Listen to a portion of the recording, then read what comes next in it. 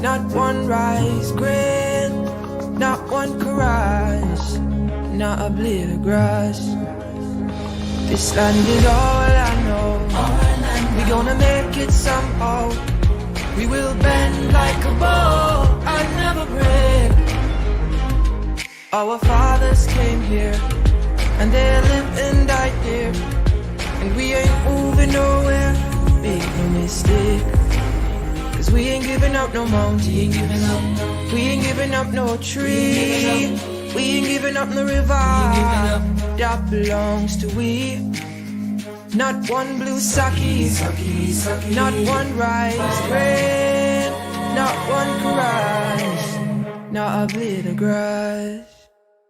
We love the open country of the Rupununi and the Essequibo, the time on night. Though we may criticize it, this is our home, we love it, and we need to keep it.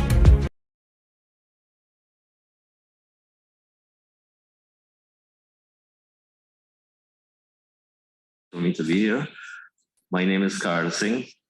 On my right, I have Miss Josephine Charles. She's the Senior Personal Officer acting. On my immediate left is Miss Coretta Lykin, who is the Region's Chief Accountant acting. And on her left is Mr. Collis Nicholson, who is the Senior Superintendent of Works for Region 9. Thank you.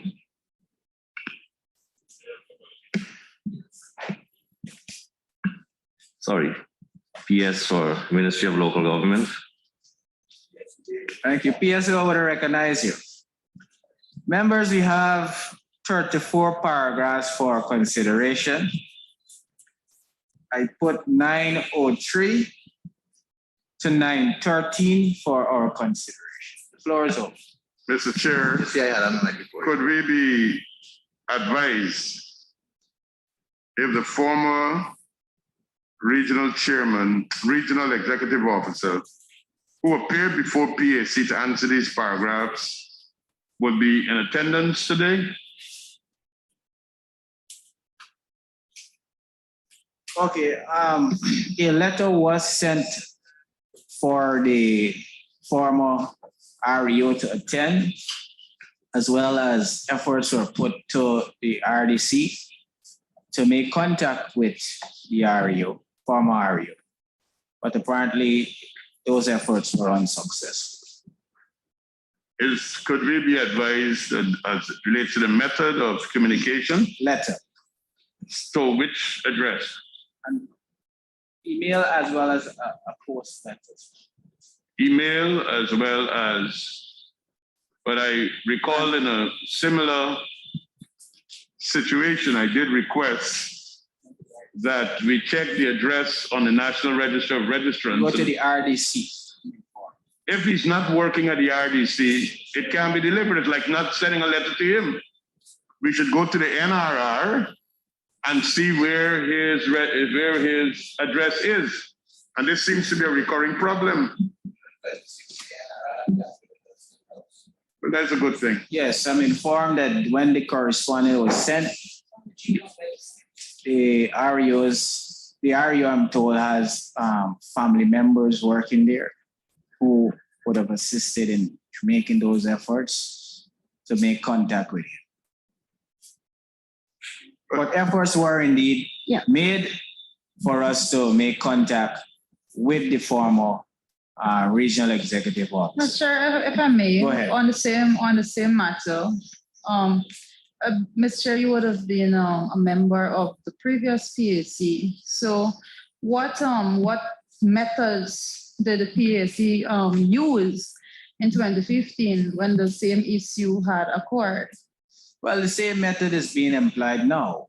Efforts were put by writing to those former accounting officers. Not to their previous job. For them to Not to their previous job, Mr. Right?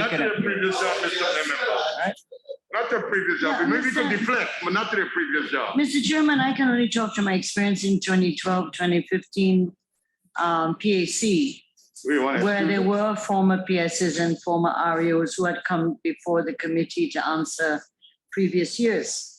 And I didn't experience, nor do I recall right now, this repeated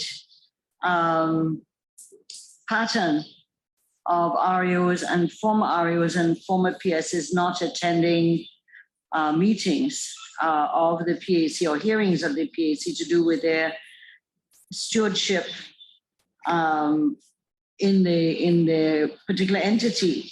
So you had read at the beginning of this meeting about REOs being truthful, who comes before the committee, and quoted from the law, which I'm glad you did.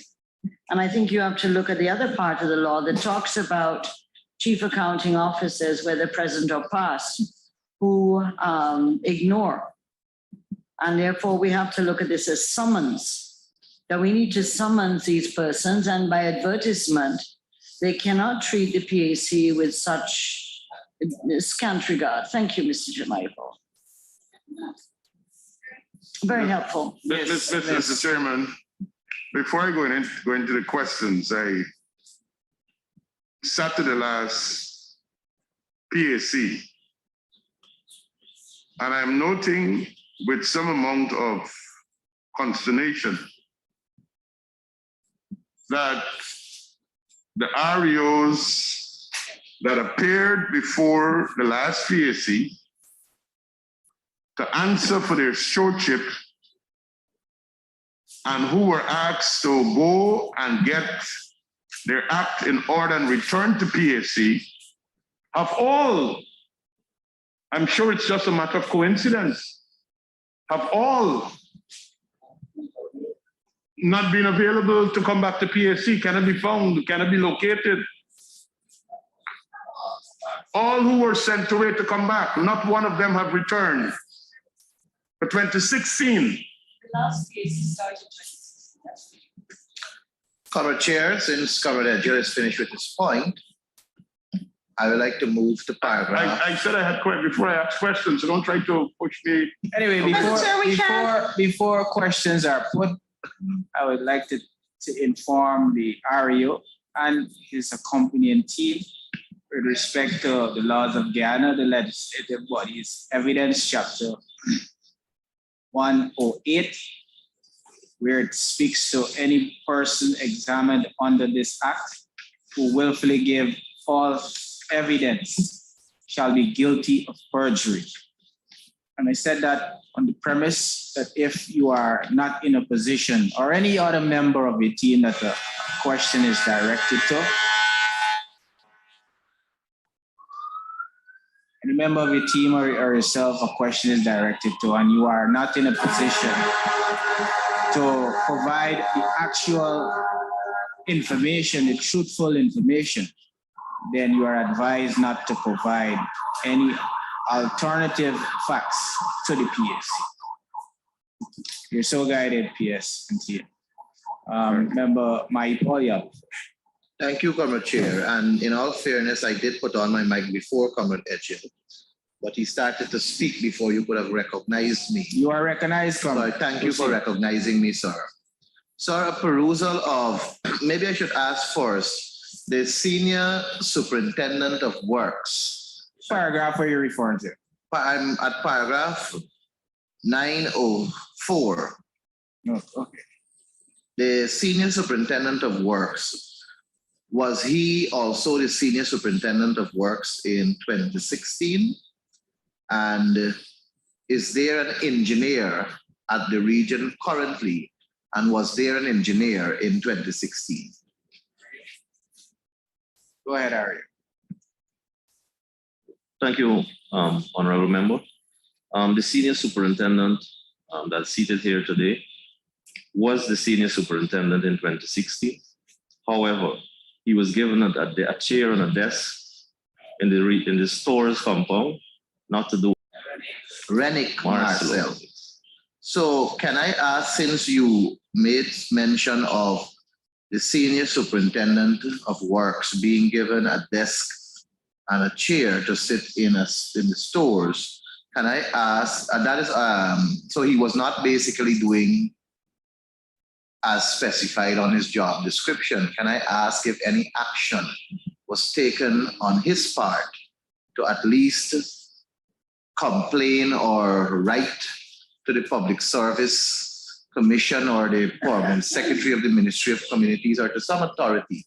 Did he exercise that franchise of his to complain of being, what I will assume based on what you said, being treated unfairly? And if so, would he be kind enough or would you be kind enough to make available the documented evidence of such? Thank you, Honorable Member. There's no evidence of anything written to the Permanent Secretary of the Ministry of Communities at that time. However, verbal complaints were made to the Permanent Secretary, also the Minister of Communities at that time. Verbal complaints were made to the former Permanent Secretary of the Ministry of Communities? Yes, sir. Sir, I believe it is absolutely necessary for some degree of verification of such, because I cannot see us allowing that to be put on record without it being substantiated. Agreed. Now, I know that the current Permanent Secretary is a part of this examination. May I ask if the former Permanent Secretary is a part of this examination also? Do we have Was he invited to this Mr. meeting? McGarrell online? He's not? He was invited. He was Making invited to this yes. examination.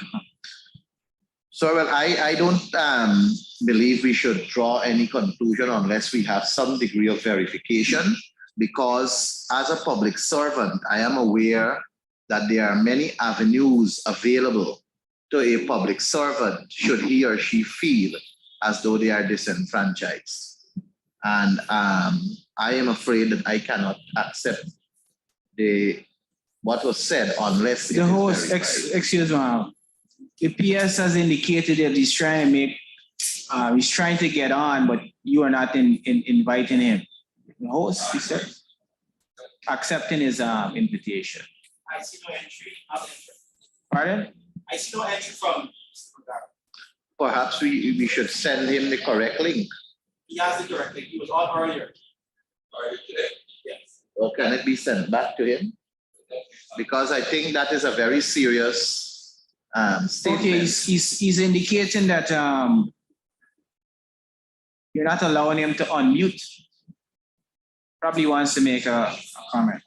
He's trying to unmute. He's not on the time. I don't see any name by Mr. McGarrett on the list. You can indicate who he is. I can probably unmute him. You're not on. Well, that's true. You're logged in, but you're not.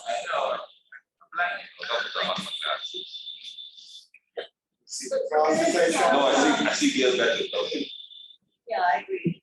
But can I ask, Mr. Chairman, the point that the REO is saying,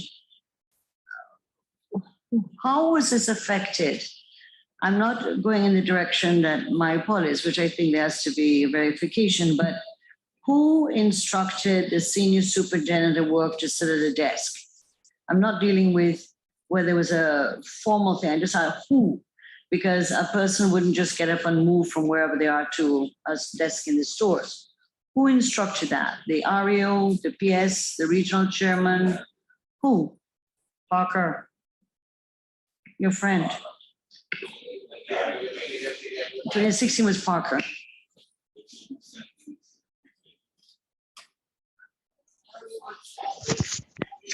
But if I'm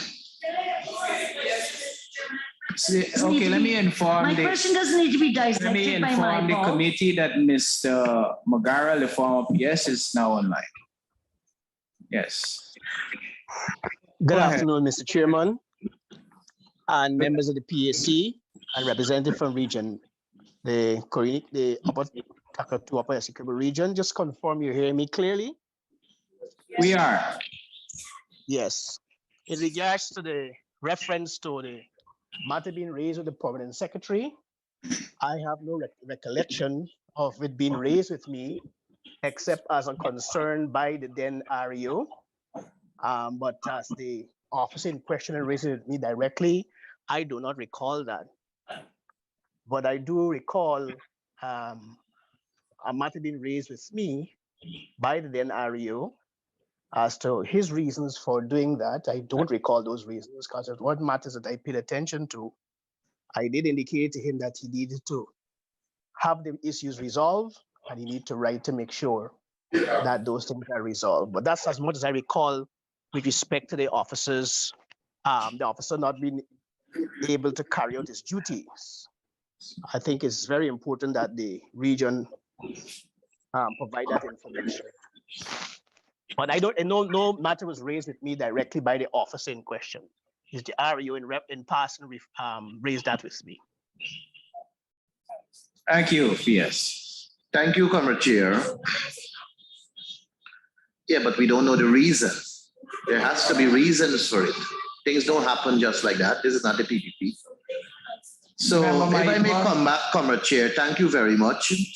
I have recognized that if I may start with 904, but there are a series of matters of the same nature in a lot of other paragraphs. But I noticed that in 905, the Auditor General is saying that an audit examination of a sample of 4 projects valued 30.103 million was selected for physical verification, and the following were noted.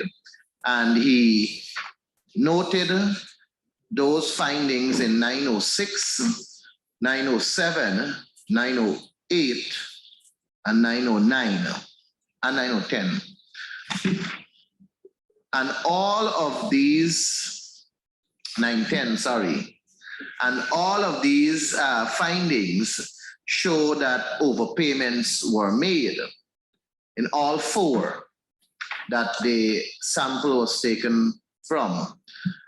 And this is an amount totaling 283.785 million.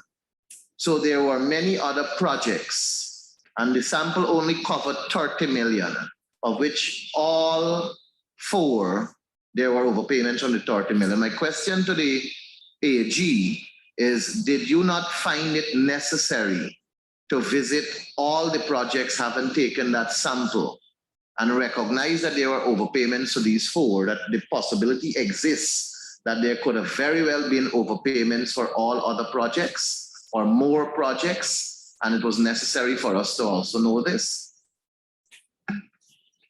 Mr. Chair, the audit office, we do our work by sample.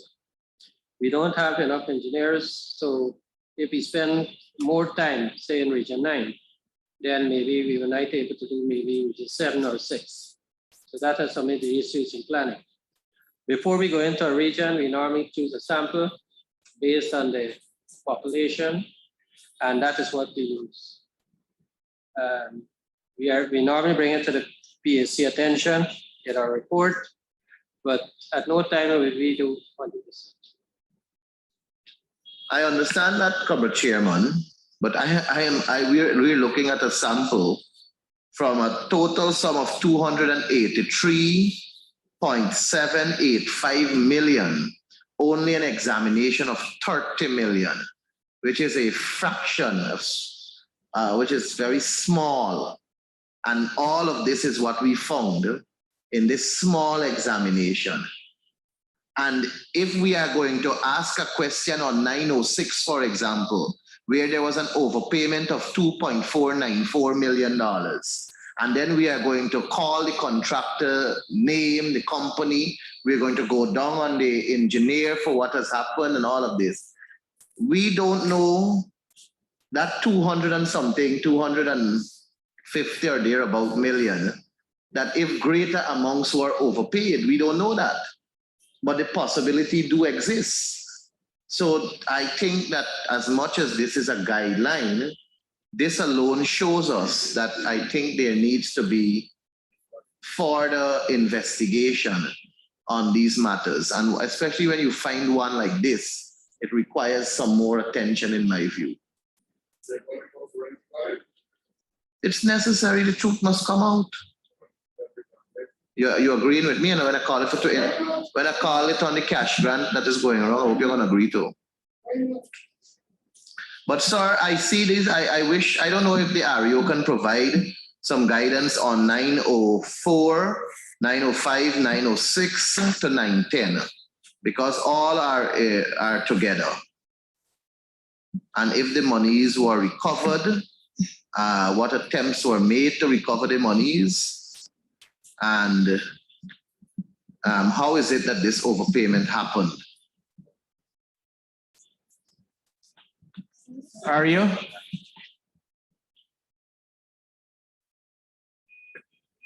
Thank you, Mr. Chairman.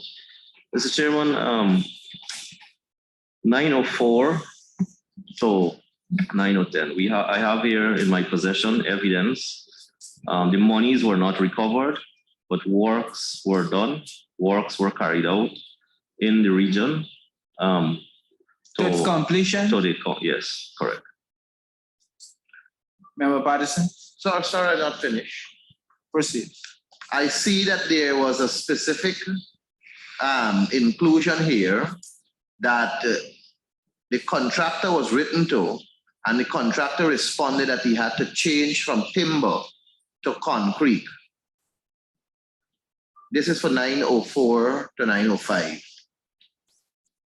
So that means that the approved bill of quantity was changed.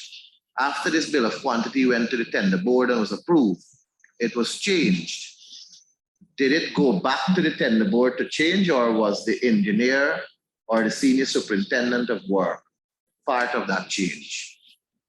Means that the scope of work would have also changed. Quantities. What's first?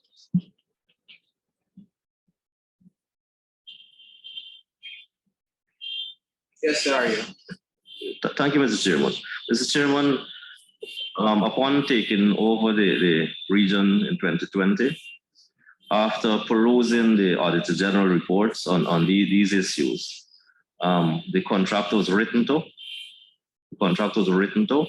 And asked that he either pay back the sum of money owed to the government, or he do work for that amount of money, value that amount. And that is what. Sorry, sir. That is what led to the change from timber to concrete? No, sir. That was not. A document, a bill of quantities was prepared. A schedule of work was prepared, and based on that schedule. So let me assure myself that I'm hearing you accurately. When you took over in 2020, you found the documentation to show that the contractors or contractors were written to, and they were asked to either repay the money or do work to the tune of the money. Correct, sir. So can those documents be made available to PAC, Comrade Chairman? Yes. Sorry, are you?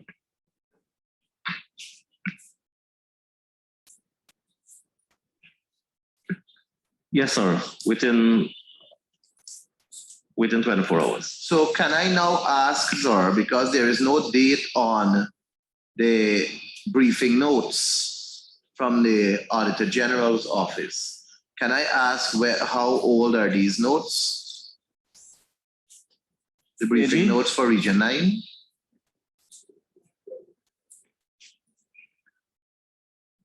Through the chair. Yes. In terms of the notes. Could you indicate your name, sir? Calvin Ben, engineer from Audit Office of Guyana. Could you repeat, sir? Calvin Ben, engineer from Audit Office of Guyana. Thank you. Through the chair, some of this information was recently handed to us, particularly the Quarry Bridge extension. So we're in the process now of going through some of this information. Yeah, but the question is, how recent is the briefing notes? Briefing notes. Why? Oh. I wouldn't be able to say at this moment. I have to consult with the engineer for the project. No, the briefing, this document, this is what I'm talking about. The briefing notes, AG, could you The briefing notes would have been sent within the past 2 months. Because why I'm asking, sir, is because the REO is before us, indicating that the contract, when he took over in 2020, he found documentation he found evidence that the contractors were written to and asked to either repay or do work to the tune of the sum that they owe. And this is 2021 November. And I'm asking now if those documentations that are existing, were they not provided to the Auditor General so that it would have brought clarity to this matter? And I want to also know if the REO can provide the dates of those letters that were sent to the contractor, those communication, those documentation that were sent to the contractor, so that we can know the date of it, and also if he can say if it was copied to the Auditor General's office. Yes, Mr. Chairman. As I said, in 24 hours, all the bill of quantities will be provided, and all the letters that were written to every single contractor. Well, are you coming from Region 9? How is it possible? I will provide you with 1 week to provide all of the information requested from the PSC. I don't think 24 hours would actually materialize. So 1 week, sir. Thank you. And just for clarity, sir, the contractors that you said were written to, and they did work to the tune that spoke to the overpayment. All the contractors you're talking about here in this examination, paragraph 906 to 910, and then you also have some for 923, 924, and so on, or just specifically? Specifically 904 to 910. Yes. Okay, thank you. Thank you very much, Comrade Chairman. Yes, Ario, in your response to the questions posed by the PSC, in which you have to provide these information, we would like you to also email it to the committee and provide 25 copies of each of those requests. You have that? Yes, Mr. Chairman. That's fine. Member Edgeo, you have it. Sir, a number of questions, but I want to go back to 903. First of all, have we been able to get the details of the value of the drugs that had expired, the 113 instances that were found by the Auditor General? Were we able to put a value to it? To the chair, no, sir. No. Were we able to determine if these were drugs donated or these were drugs purchased? This was one of the questions that was outstanding by the former REO. Were these donations or purchases? And did we purchase drugs with short shelf life?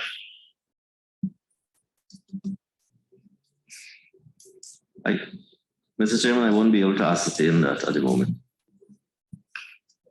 So there is no record to show that if this was a donation or it was purchasing. No, sir, there's no evidence as it relates to these instances, the 113 instances where we found the expired drugs, or how much drugs came into the region. So the record keeping as it relates to drugs and medical supplies are not adequate to help us? Were? Mr. Chairman, during that period, no reconciliation of any drugs were done. So there is no evidence. If the region would have warranted a set of money to the Ministry of Health, no evidence or no returns went back to the region to say the costing for these drugs or how much drugs were actually delivered to the region. So would you be able to tell us that if there's any information in the region to let us know if as a result of these 113 instances of expired drugs, there were shortages in the region at the time? Yes, Mr. Chairman, severe shortages. How can you ascertain it was severe? Oh, yeah. How can you ascertain that? Yeah, Mr. Chair, statements can't just be made like that. Let the right, yes. accounting officer actually give evidence to support his statement. Yes, Ario, can you ascertain the legitimacy of your statement that there were severe shortages? What evidence was there? Mr. Chairman, I traveled to every single village of the Rupununi. And I have photos, and I can provide within 24 hours all those photos of all the health facilities. For 2016? For all 2015 to 2020. I'll be willing to show you the photos. And Photo to say that there's shortage. Explain to me, how are we supposed to know Sir, if I that may, there's a photo shows sir, shortage? there's a procedure. Mr. Chair, we cannot accept that the PAC photograph is showing shortage of something. Sir, there's a system in place for these health centers and health facilities to request drugs and medical supplies. And if the REO is going to make those kinds of statements, then he has to produce the what you call it, the quiz. He has to produce those things to show that is what was requested, and then show us how is it that was not delivered. But you cannot make those statements without producing those documents. These medical facilities, they produce a document. Mr. Chairman, can I rephrase my question to and then they get back. I think he should withdraw that statement. Mr. Chair, hold on. Can I withdraw it or justify it? Ario, there were no shortages. Ario, your claim of severe shortages of drugs in the region, can you substantiate that with written documentation from region number 10? Nine. If not, we will ask the Region 9. from region 9, sorry, that to be straightened from the records. Mr. Chair, could I ask? Ario, I put the question before you, sir. Mr. Chairman, as I said, what evidence I have are photographs. Do you have? That's not evidence. We need Where is the documentation to show that the medical written documentation. That doesn't mean that it wasn't given. These drugs and didn't get paid. Mr. There has to be some documentation, Gail. You have to request it. If they help, Mr. Maipal, Ms. Finance, you have the floor. Thank you, Mr. Chair. Mr. Chair, at the level of the PAC, Mr. Chair, at the level of the PAC. Mr. Maipal, please. Mr. Chair. Mr. Chair, at the level of the PAC, we are not concerned with political statements and persons making statements that went with that has a political agenda attached to it. At the level of the PAC, Mr. Chair, we're examining the Auditor General's report. Mr. Chair, at the level of the PAC, the only evidence that can come from the accounting officer, sir, is documentation. There's a system, like Mr. Maipal rightly pointed out, that says this is what was actually asked for, and this is what we got. Those are the documentations. I mean, you haven't said that you're going to take out some pictures and bring it here. That's total nonsense. The PAC is not here for that. We're here on serious matter. This is serious business, not a political gaffe, Mr. Chair. I agree with the honorable member and Ario. If you cannot substantiate your claims with written documentation, because there's actually a process in how regions are given drugs. And your statement is grossly inadequate if it cannot be substantiated with written facts. So I'll ask the clerk to recuse remove the REO statement from the records. Member Edgell, you have the floor. Thank you very much, Mr. Chairman. I understand how excited we have become over this particular matter. Let me remind our members, we are live, so please. Mr. Chair, could the REO indicate to us who was the RHO in charge of the regional health program in 2016?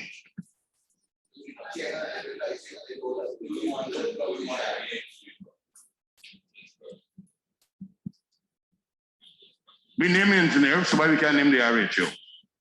Yes. Oh, every time it is a matter of sensitivity, we got questions.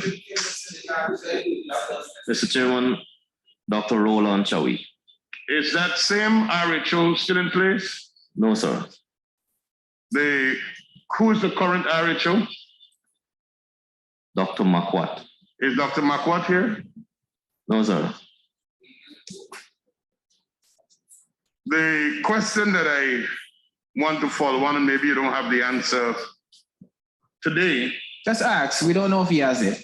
but Don't let us if you assume. don't, we can provide it with those submissions that you would be making.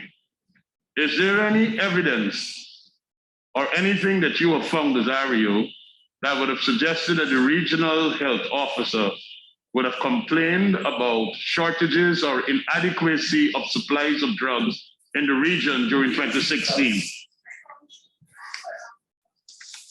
Ario, is there any written documentation of such? Mr. Chairman, I can go back and get some information. I sat on the RDC. Mr. Ario, The Health Standing Committee may have some- Ario, you are before the Public Accounts Committee, and we expect a level of professionalism. A simple question is put. Do you have written documentation to the honorable member's question? Yes or no? No. Mr. Thank Chair, you. could I Dr. Mahadio, you have the floor. could I suggest that we give the REO the same amount of time, 1 week, because there are cribs. Agreed. records of You have cribs 1 that week could be to there. look for evidence, written evidence of such. Mr. Yes, sir. Chairman, in my continual questioning on paragraph 903,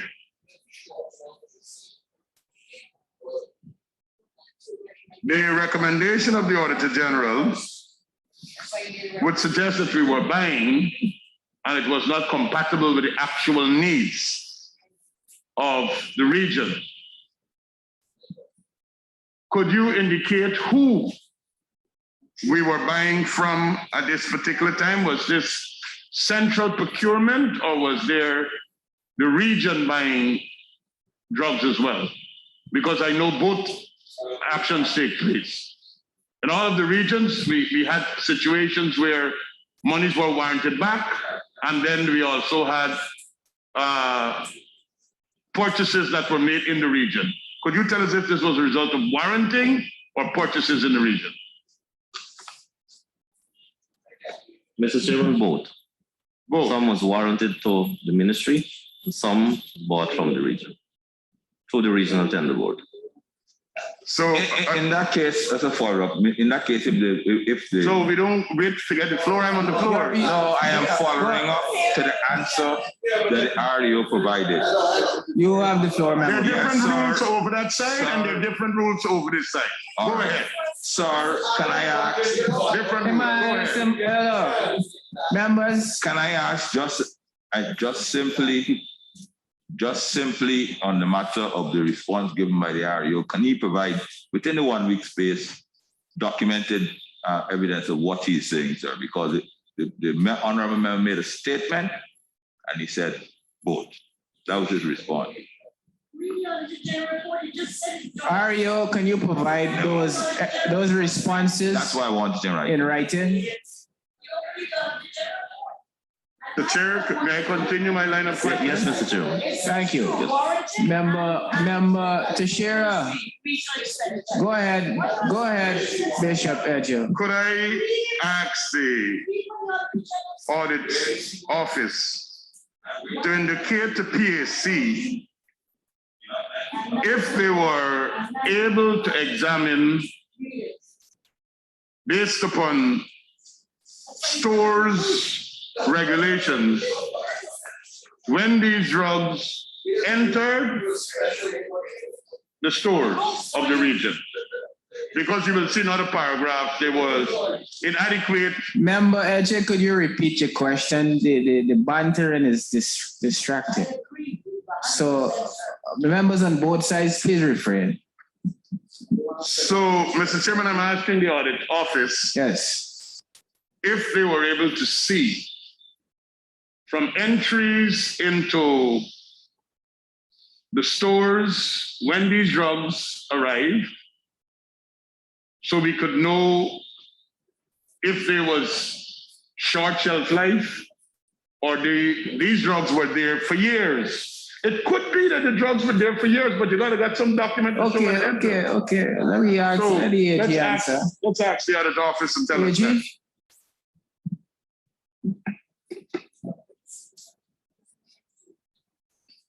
Mr. Chair, we would have done a sample, but I will have to check my working paper for that. You don't have that information. Pardon, sir? I will have to recheck my working paper to get that information. Could that also be provided within a week's time? But I would like to bring to the account to the members' attention at paragraph 900 that the amount of money that was sent to the Ministry of Public Health, to the region, was in August and November 2016. It means therefore they would not have got those drugs till after November. Because if you now send the money in August and November, it means November 1 you might get it in December, August you might get it September, October. Depends on the purchase. It means for the whole year, the money did not went early in order for them to purchase. And there were no shortages. And that is what is at paragraph 9.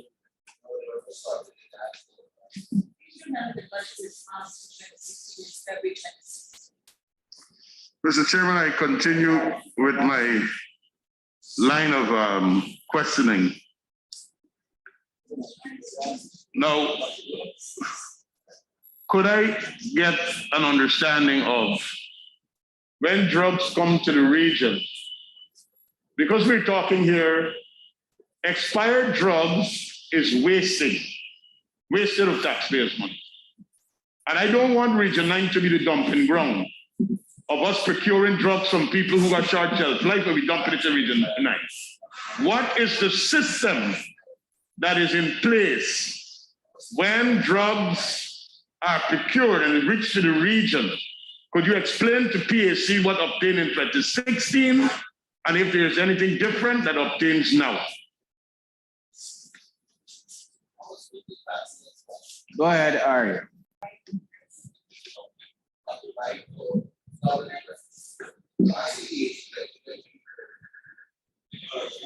Arya? Yes, Mr. Chairman. So the system that was used in 2016 was that drugs, the monies, only when Ministry of Health give approval or request for the monies from the region, then the money is warranted to the Ministry of Health. So as long as the ministry doesn't request for this money, the region does not warrant it, right? So it goes to the ministry. Ministry procures the drugs and send it back to the region. When it arrives at the region, tell us how it is processed. When it arrives at the region, it goes into a bond, and based on the cribs, the copy is left at the hospital, Lethem Hospital. One comes, sorry, I should have mentioned it before, one comes to Georgetown at MMU, and a copy stays in the region. Based on that copy, the drugs are then now distributed to the 56, 57 communities of the route. Or when it arrives, there must be a record of what is arriving, batch number, manufacturer's date, expiry date, and so on based upon the stores. No, sir. No, that was not being done. No, sir. Is it being done now? Mr. Chairman, as I said, I didn't find that happening. So I would have had the cause to write the Ministry of Health. I have a copy of that letter here. I would have copied that letter to the Auditor General, the Finance Secretary, the Permanent Secretary of the Ministry of Local Government, and the Regional Chair. And that letter states what? Stating that once the region warrants money to the ministry, we would like evidence, we would like documentation as to the amount of drugs, the costing for the drugs. So at the end of it, I can reconcile, I can have value for government. And what's the date of that letter? The letter is dated the 19th of October 2020. 19th of October 2020. Thank you, sir. Mr. Chair, I continue. Going back to 904, I know Mr. Maipal had his questions on that. So, we had monies, 283.785 million were allocated for repairs and maintenance of buildings and infrastructure within the region. The Auditor General says, as of the 31st of December 2016, amounts totaling 283.261 were expended under the various items as shown, and he has a list, which would have shown that the region would have performed on this particular program close to 98, 99%. An audit examination of a sample of 4 projects valued at 30 million was selected for physical verification, and the following was noted. The contract for general repairs to the existing quarry bridge was awarded in the sum of 8.53 million, for which no details on the tendering and award of contracts was seen. So we have spent money. We are saying we spent almost all of it, but there is no details of the award. Do we have records of minutes of tender board meetings of 2016 available? Are you? Mr. Chairman, no, there's no records of any tender board minutes. There's no records of any evaluation committee reports. Mr. Ario, are you saying to PAC that for the entire 2016, there is no records of the tender board meeting, no minutes? For this, Mr. Chairman, for these particular projects that the honorable member just brought up. You sure about that? Correct. The Auditor General didn't find it. It's in the report here. Okay. So the Auditor General didn't see any minutes at the time of his audit. But since then. But Mr. Chair, on a point of order. Yeah. On a point of order, sir, there were 4 projects. 906 said that there were information. 907 said it was awarded by the departmental tender board. Right? You know what I mean? So when the RDO is saying these projects, you have to be very careful and these very open, right? Statements, yes. 909, right? They could determine the president mean 910 says so that it was a tender, sir. Of the 4 projects he audited, sir, right? So when the RDO is saying there are no tender documents, is misleading this entire PAC. It is. Right, so if he's speaking to a specific project, great. Be very specific. When he says, "Oh, his response was the project that the honorable mentioned, and the honorable mentioned several projects. 4 projects." What specific project you're referencing, Ario? Is it all of the projects you're saying there's no records of the tender board? Those 4 projects, that's what you're saying to PSC. Can you be specific with regards to the question being asked? Yes, Mr. Chairman. The honorable member particularly mentioned Quarry Bridge. So you were speaking about Quarry Bridge. Okay then. So I know I'm not trying to interrupt you, but his response. You already did. Yes. Okay. Well, thanks for the interruption. As usual. Thanks for me. Yes. The honorable, Well, I notice you don't have to get the permission of the chair to speak. You just go ahead. He has it. I am just cautioning and I'm trying so that the entire PSC and the general public not misled. And I'm repeating and reading from the report. There are 4 projects were selected as a sample. The Auditor General explained how they make their samples. Quarry Bridge, he sets out that there were lack of details. But the guest house was awarded to the second to the lowest 8. That's one of the 4 projects. And then there was the Sand Creek School, right? Was awarded to the lowest of the 4 bidders. And those are the 904 to 910 are the areas in which the 4 projects in which are to make a general statement like no minister, so that is why the chairman intervened. So I hope that the REO would be very more specific when you respond moving forward. Mr. Chairman, I'm at paragraph 906, and I'm speaking to paragraph 906. So the accounting officer will know that I'm speaking to 906. The Auditor General has said in his report, no details on the tendering and award of this contract was seen. How is it possible for a contract to be awarded, a contract signed, and there is no documentation attached to show the process, how this was awarded, this meeting decided that? Do we have an explanation for this? No, Mr. Chairman, we don't have that explanation. Is this normal?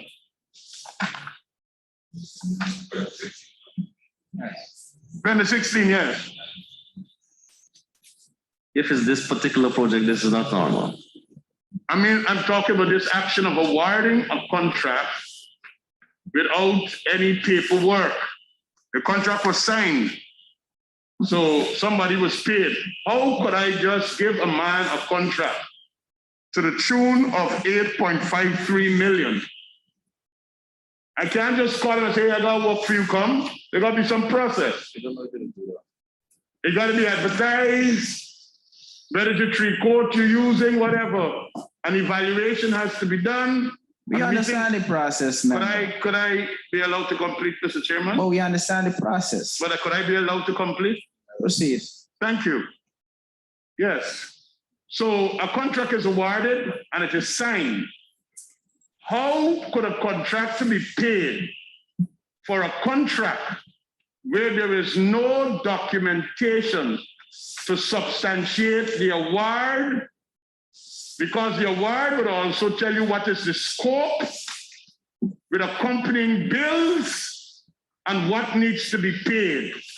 Because paying monies to a contractor without that means the man could do anything because there's no documentation we bid for, we got to do, and whatever we do could be accepted. This is a serious finding.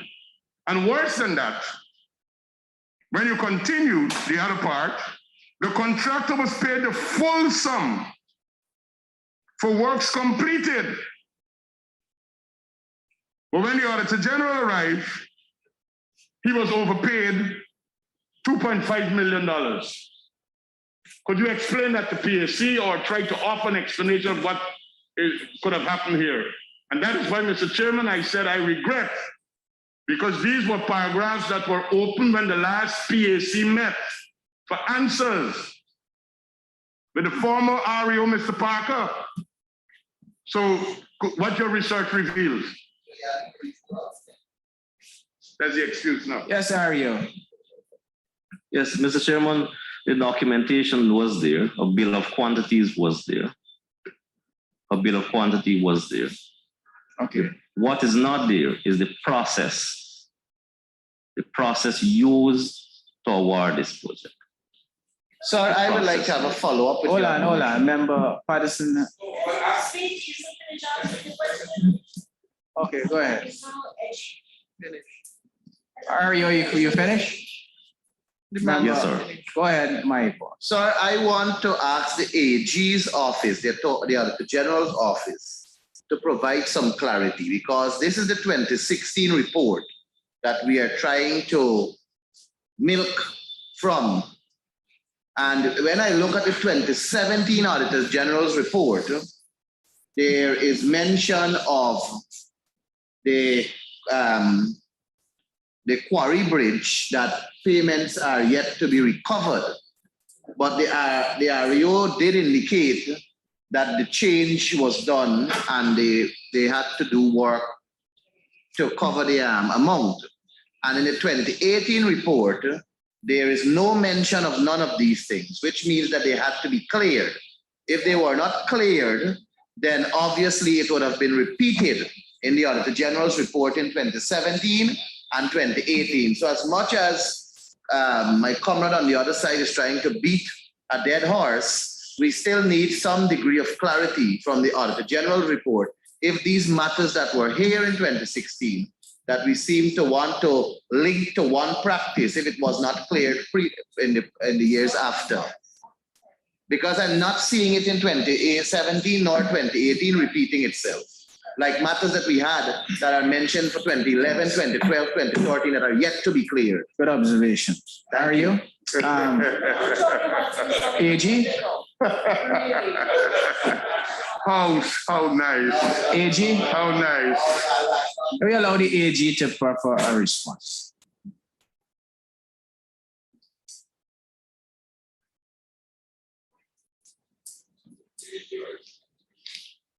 He can direct. Mr. Chair, I would just check my engineer there. They're still outstanding, but I will have to check back the 2018 report to see what happened. It's not in 17 either.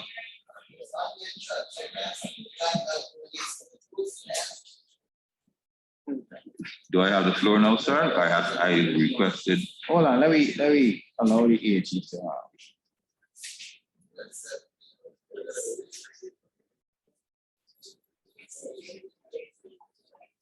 he had his intention before.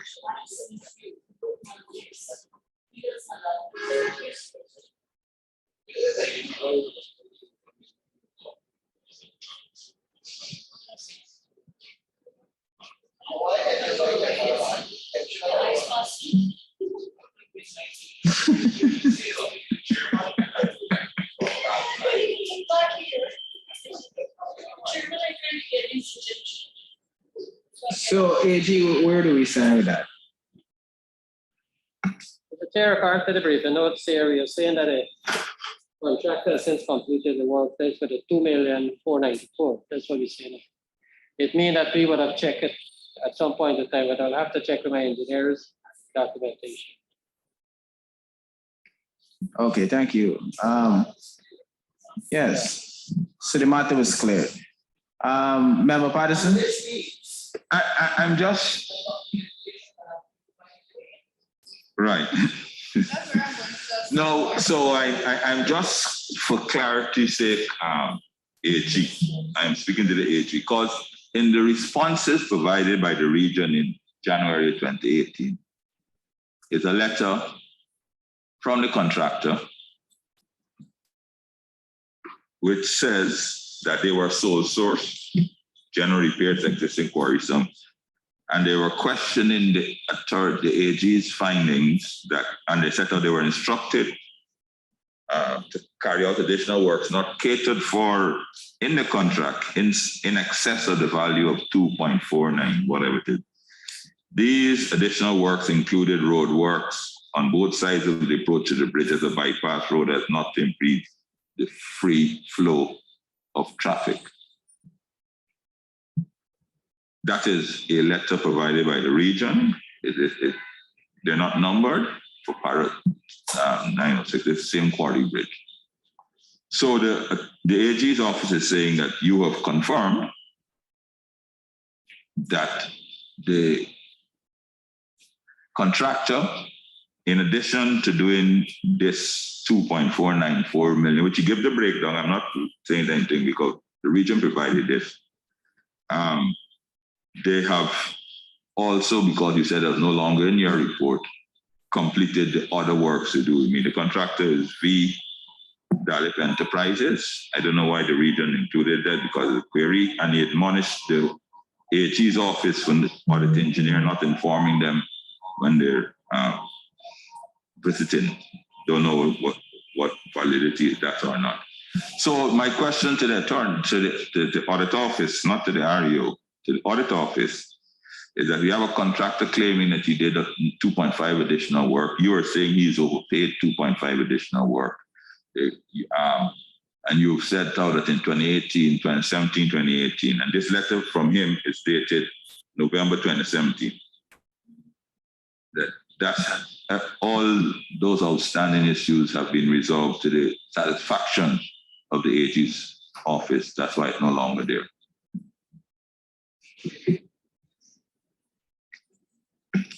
Mr. Chair, at the point of time when we visited in August 2017 on the 2016 report, those were the findings. And we have photographs which shows the condition of the bridge and the beams, etc. That's making up that overpayment. As I'm saying, subsequently, I've not, according to the briefing notes, they're saying that information was provided for something that was done to that value. I have to recheck.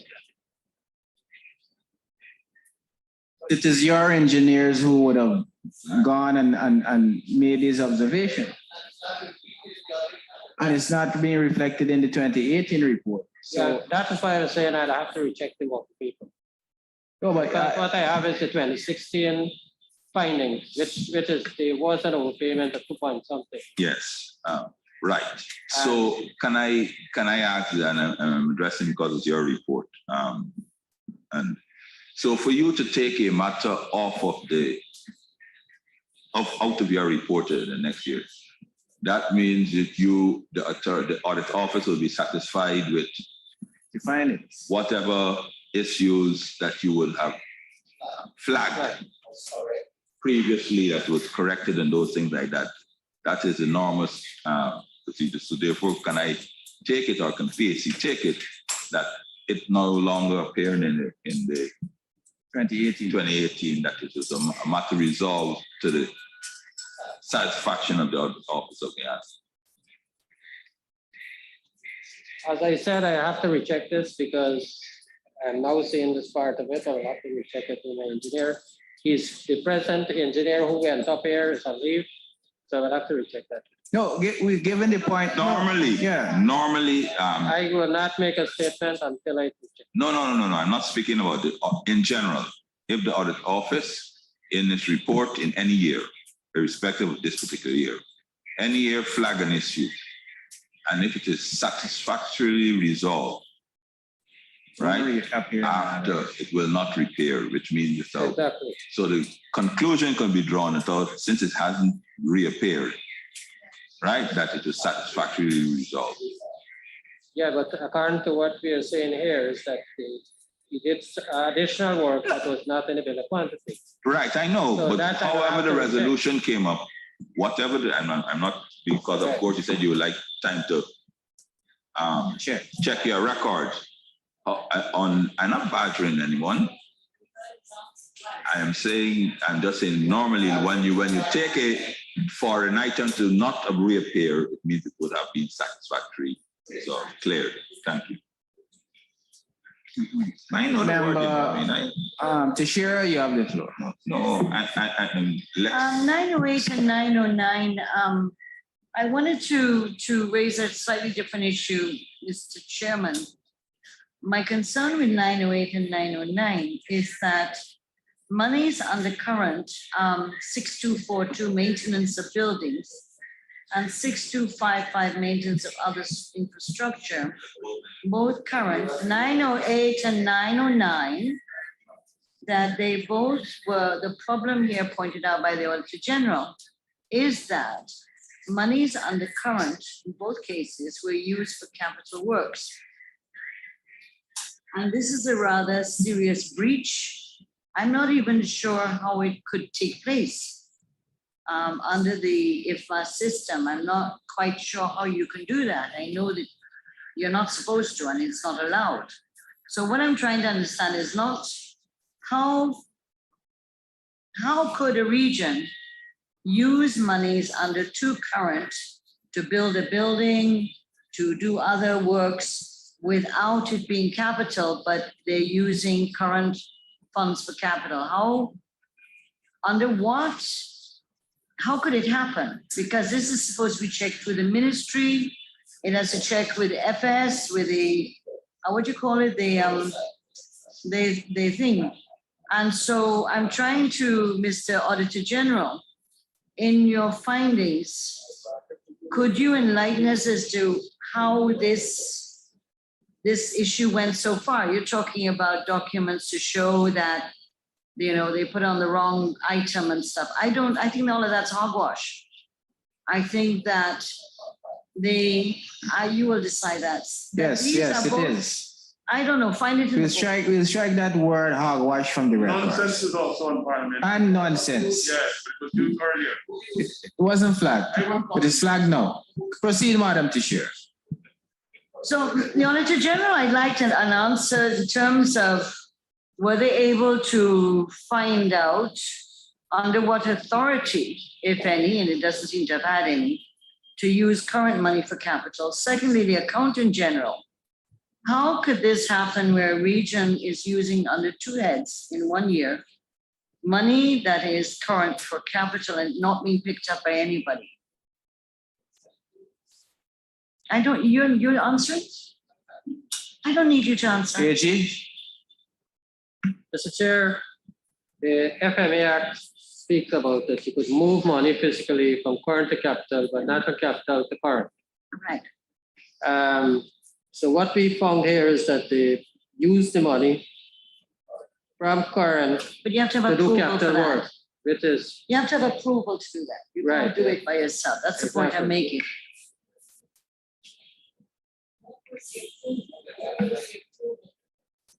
Mr. Chair, with reference to Madam Chair's comment, I'm assuming this is a case of misclassification of the line item where money was spent on the current instead of capital. Because she alluded to the fact that how was it processed through IFMIS? It will process through IFMIS because once funds are available, the system will allow it. Because the system will not know whether it's a capital or a current transaction. Okay. But once funds are there, it will be processed. In this case here, it could have been an oversight. It could. I'm making assumptions. Thank you. So can I ask there, as a follow-up to the Accountant General, is that when the regions submit their requests for releases, don't they have to give an idea of what the release is for? So they will get processed through the system so money is released. And isn't there any checks that go on along the system to recognize that a building is being built under current? And Yes, wouldn't ma'am. that send Yes, a red Madam flag up? Chair, indeed, yes. That's why Right. I'm saying it had to be a misclassification at this point. Here is an oversight. And yeah, the point is the oversight is being said to be at the REO level. But I think it's an oversight of the system. Would you think so? Yes, it's an oversight at the other Checks and balances. Other checks and balances level. That are required. Yes. And has that been tightened up in the last few years, or is it still possible to do this? It can still happen, as I said, once funds are available under the respective line item, transaction will be processed because the system will not be able to determine whether the transaction should be a current or a capital. It has to be human factor. If they enter the incorrect, and once there's funds there, it will be processed. So there's need for strengthening of oversight at the sub-treasury level as well as REO's level. Right. Under 908 and 909, one last follow-up question, and that is that certainly in the budget of 2016, it would have required some description of what work had to be done in these two 624 and 6255. Maintenance of other infrastructure and maintenance of buildings. In the 2016 current budget, they would have had to have some description of what the works would be under those two heads. At no point was this picked up that they were talking about capital works, or was this that in 2016 this money was then reverted to be used for capital budgets which were not catered for in the first place, like a new building? You know, that's what I'm trying to say is REO was the money for 2016 in the 2016 budget undercurrent describing the building, describing the rodeo, etc., or was this in 2016? Money was there under 6242 and 6255, and that issues came up, and therefore they used that current money for capital purposes. You know, was it projected or was it just events led to this happening?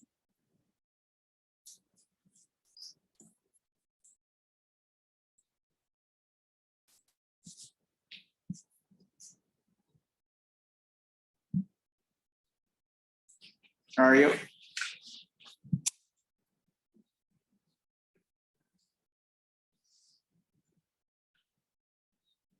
Mr. Chairman, the information I got is that the monies were undercurrent, particularly the road heading to the rodeo ground. The rodeo was coming up and the road was in a terrible state where there's a large pool of water was there. So a document was prepared and that contract was on the table. So in other words, this wasn't planned in the No. 2016 budget. No, Mr. Chairman, it was not. That's for 909. Same thing for 908.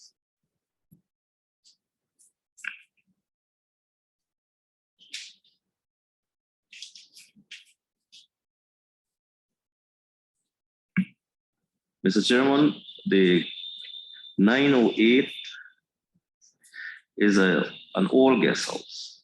The guest house was in a real bad state. So what was done was dismantle the entire guest house and yes, correct. Mr. Chair, follow up on 909. Go ahead. The contract for the repairs of the culvert at Rodeo Ground was awarded in the sum of 4.996 million, almost 5 million. Again, the Auditor General says, no details on the tendering on the award of the contract was seen. But this time around, a little bit more detail was added. The engineer's estimate also could not be determined from the documents presented. If there is not an engineer's estimate, the contract is awarded and you don't know how it is awarded. How do we know we get value for money?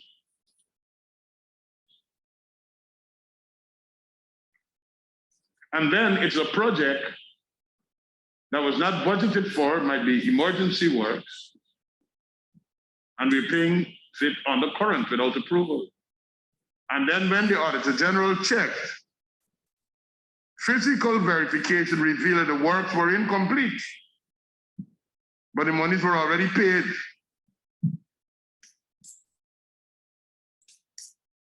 So there's a lot of things wrong here.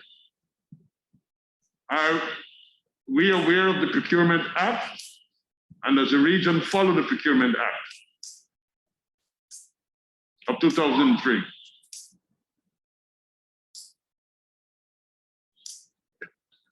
Mr. Chair, I have a follow-up to that when I Mr. Chair, before we go ahead, Yes, FS Amy. said to kindly check, he sent a text on the Zoom for the previous discussion. Can we get that read out? Check the chat. Yeah. Could you read it to the committee? I have a message from the Finance Secretary concerning the previous. So you were saying there should be no variation unless prior approval is running from the Division of Finance. So are your rules. Thank you, FS. Could you see if you could get the FS mic unmuted or something? So you can be a part of the conversation. Thank you, FS. Thank you, Chair. I don't know if you hear me. Yes, loud and clear. Yeah, I was trying to come in earlier because what we have here is a clear breach of the FMAA, whereby an accounting officer went ahead and spent without and did variation without approval from the Ministry of Finance. Right, and maybe that is why we did not detect this earlier to provide, and more importantly, detect it in time to prevent the officer from committing a breach. Generally, when accounting officers want to vary their expenditure, they would write seeking approval, and only until they receive that approval, they should proceed and vary their expenditure. Okay. Thank you, FS. Member Maipo. But sir, I want a greater clarity. You see, this what it is saying here is that no details on the tendering and award of the contract was seen. That does not mean it's not in existence. And I want to also know, I know that Region 9 had some transition. In 2017, was Mr. Parker still the REO there? Yes, Mr. Chairman. When is it that the REO changed? I know there was a change.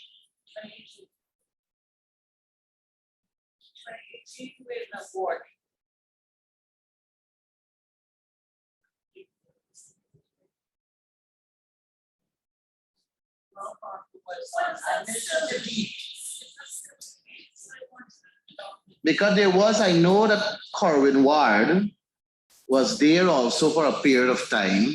And I wanted to know if, because this report, this is 2016, or the general's report, where 2017 September is when it came out. But I know that... Mr. Chair, if I could help.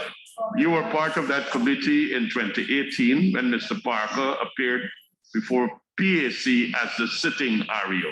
In 2018? In 2018, yeah. But I still maintain that the wording here is saying that it was not seen, and the engineer's estimate also could not be determined from the documents presented. So that doesn't mean that these things don't exist. It's just that why were they not presented to the AG? Mr. Chair, if I could just add to what Mr. Michael. Go ahead. Mr. Chair, yes. Mr. Michael, I have the floor. Thank you. You proceed. Mr. Chair, just to add to what Mr. Michael is saying, that's actually my concern, because we've been examining, this is not the fourth, this is actually the last region I believe we have to examine. And we had the issue of the tendering process being brought up in probably all of the other regions that we examined thus far. We spoke about, in 10 specifically, we had an instance in which practically the same thing was said. And what we found out when we actually went into the discussions of this report is that the documentation actually was there and it was presented after. So, Mr. Chair, my first question is, if I can get an answer from the audit office, is whether or not they ever got information on this process to date. That's my first question. I will ask the engineer, Ben, would you comment on that? Answer the question.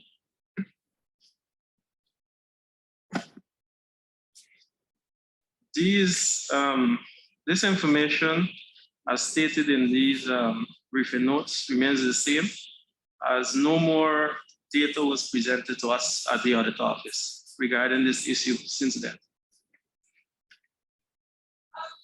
Mr. Chair, I'm looking at the briefing notes. Prepare a call to vote. This one, bear with me for 1 second. The briefing notes doesn't speak to no details of the award and the tender process at all. No. So it gives me the impression that that's clear. Indeed. It's actually in the report, through the chair. It's actually in the report. The 2016 report. 2016 report, yes.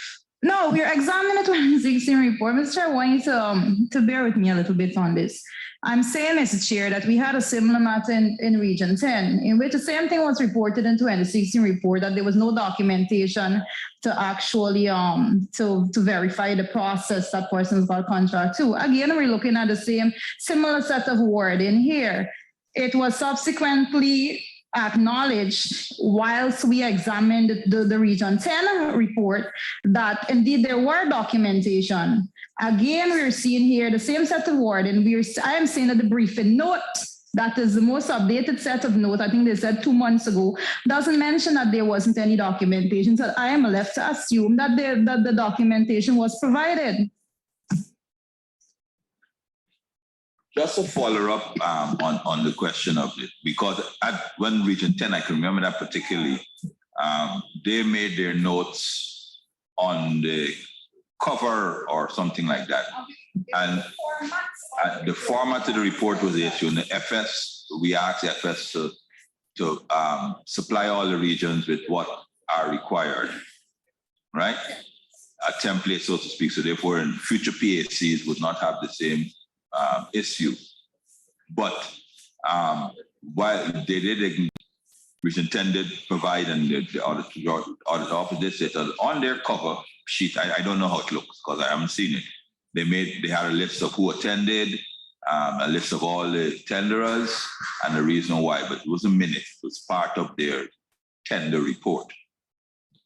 If you understand me, right? Yes. But you didn't have, on the audit office would require separate individual minutes. Region 10, for some reason, whatever reason, and I'm not saying they're right or wrong, that on every award, they did a cover sheet with documented information, and that's how they worked out.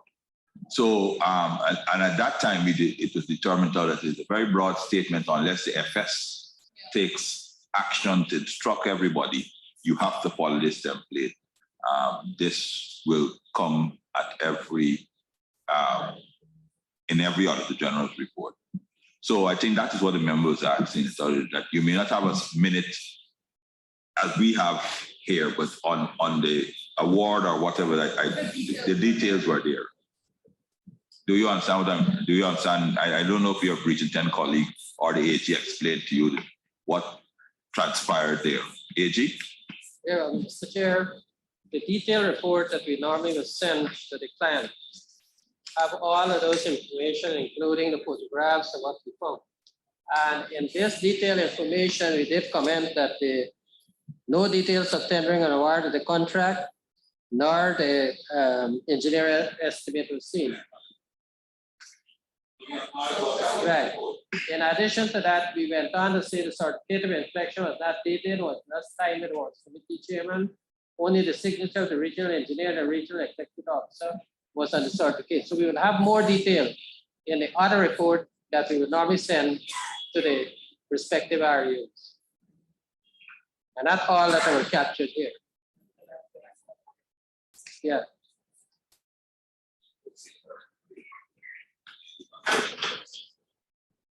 Comrade Chairman. Mr. Member, my point. Sir, I want to know how is it that you clear these things from the Auditor General's report? Because I am right now going through the 2018 report here, and it is not mentioned. In 2017, one is mentioned, 2017 speaks to repairs to culvert at Rodeo Ground, 450,000 to be recovered. That's all it speaks to. And I'm speaking reference paragraph 909. Now, paragraph 909, you have picked up an error, AG. The error is that the contract for the repairs to culvert at Rodeo Ground was awarded in the sum of that. No details of the tendering and award of this contract was seen. That's an error, a big error. Then you have the engineer's estimate also could not determine from the document, could not be determined from the documents presented. Another big error. And it led to, after you did your own investigation, you found that $450,000 were overpaid. But in 2017 report, all we have documented is that the region is still to follow up of overpayment, repairs to culvert at Rodeo Ground, 450,000. 2018 report, there is absolutely no mention of this thing. So I am interpreting it to mean that you have your office received all the documentations to deem this as cleared. That is my interpretation from it. And if it is not so, what are the systems that are currently in place to ensure that we don't have this again? Huh? Mewa? Through the chair, proceed. I'm looking at the engineer's report that was done or drafted at the time of the physical verification. And the item that would have amounted to $450,000 would have been to construct a speed bump on a road at 100-meter intervals. Sorry, yes. So 15 number speed bumps at $30,000, at a rate of $30,000 would have given you $450,000. These mechanisms or members concerning the roadway, it can be installed quite easily within a day or such. But at the time of physical verification, these were the items that we did not find. That's in 2016. Well, our physical verification was done in 2017. And as such, we reported on this issue. Yeah, but that is not what I am seeking clarity on with the fullest of respect. I am saying, and perhaps this is the beauty of us lagging in terms of our examination of the AG's report. But you have a document, sir, with your 2016 findings. And the fact that these documents that you speak of were not found is a breach of the law, as you are saying to us in 2016 report. But us going into the 2017 report and us going into the 2018 report is not showing a repeat of what you said in 2016. So, and we have established that once it is not repeated, that means that it was cleared at least satisfactorily to your office. And that is why you have not repeated it in your reports years after. So the assumption from my part is that it was clear. The documents were found. It was presented to the AG's office. And because it was presented, because when these regions appear before PAC and these accounting agencies report to PAC and we find these errors, they have to go back and clear it. Or do we leave it at a standstill and then forget about it and move on to the next year?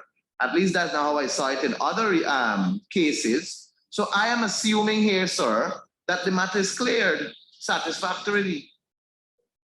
AG? Mr. Chair, as my engineer pointed out, they were supposed to build 15 speed bumps. So subsequently, if they build the 15 speed bumps, then I would say it was clear. In terms of the other records not being repeated, it's because once we bring it to attention in the respective year, we don't normally repeat it back. And in 2017 report, all we'll have is just a prior year matter. So if you want the details, then you have to go back to my AG report in 2016 to find that detail. If not, my report will be huge. So can I ask what systems are in place to ensure that these matters raised in the AG report does not happen again? And that's a question to the current REO. What systems are in place to ensure that these matters don't happen? And when were these systems put in place? And I trust that there is no case of overpayment and all the likes that are happening under your watch.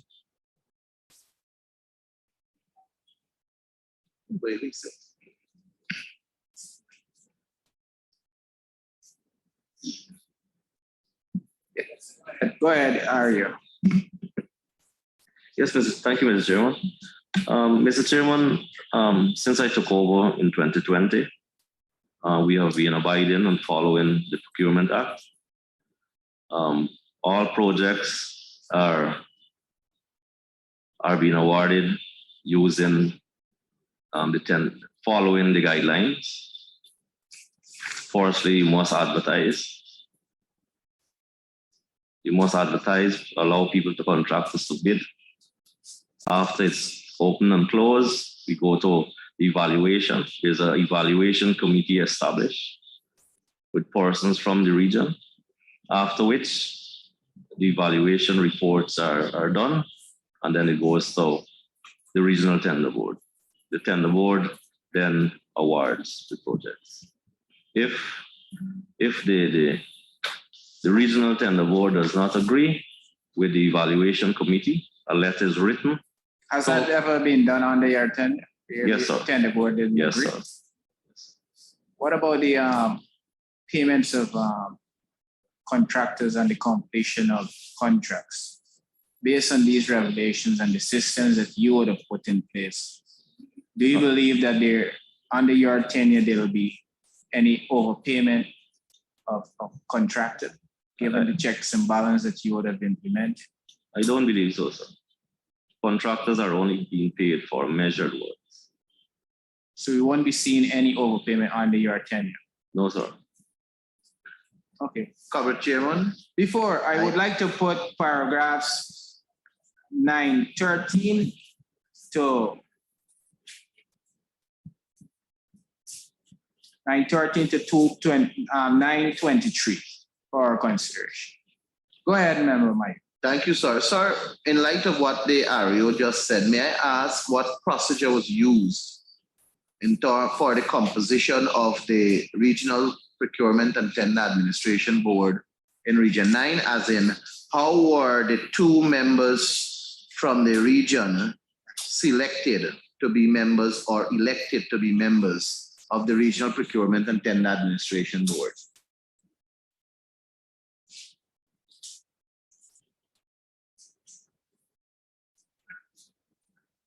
Mr. Chairman, I believe that. Are you the chairman of the board? I am, sir. So why are you believing? What happened? And are you not the clerk of council, with your permission? Yes. Chairman, are you not the clerk of council of the RDC? Correct. So perhaps I should put it this way. Did your RDC elect two members to sit on the Regional Procurement and Tender Administration Board? And the two members that were elected by the RDC, their names were submitted to the National Procurement and Tender Administration Board, where their letters of appointment came, and they subsequently took up the position as members of the tender board. Is that the process that was used in your region? Correct, that's the process. 2020. I didn't hear your answer, sir. Correct, sir, that's the process. Could you provide the PSC with the minutes of that election? Yeah, yes, sir. Thank you.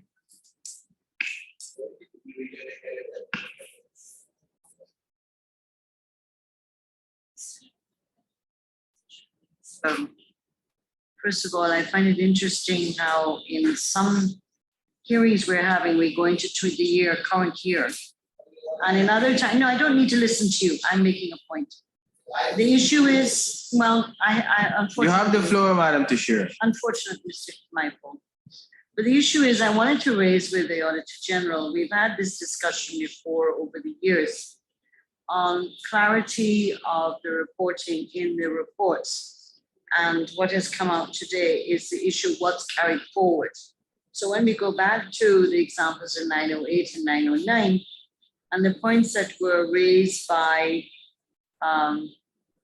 this Jarita Finance and my Paul, the issue is wording, because certainly if there are no details of tendering and award of the contract, if it's a prior year and it's still not provided, should be in when you report on the next year. And I think sometimes, and we've raised this view with you, Mr. Sharma, before, that there's the way the language and what we use in the report should be standardized. And that if there are, where there are documents not seen, not found, not presented, whichever is the right words, that, and they still in the year following, they're still not available, that should go into the prior year report for the PAC to know that up to now, those documents were not presented. Outside of the issues which are what the region response. Sometimes I note the region response, let's say a regional entity responds to something in a paragraph. And therefore we don't in the recommendation of the audit office stress what is the breach of the financial rules. And so I think again, it is wording, this has been raised before, that we have to be very clear. And again, in some paragraphs, there are several breaches, but they're lumped together in one. And I think that in some cases, like 909, there were several breaches which should be itemized 909, 910, and 911, so they can be easily and clearly picked up by anybody looking at them. So Mr. Chairman, I wanted to say that. The second issue is that the regions have been having problems finding documents, and therefore, based on what I think the gentleman was saying behind me, is that still documents are not available, but they were omitted when the 2017 report was done, or were an oversight, as that seems to be a popular word. It was an oversight. It wasn't included in the prior year reported 2017 and 2018. Would that be correct to say that? AG? Good. Back again.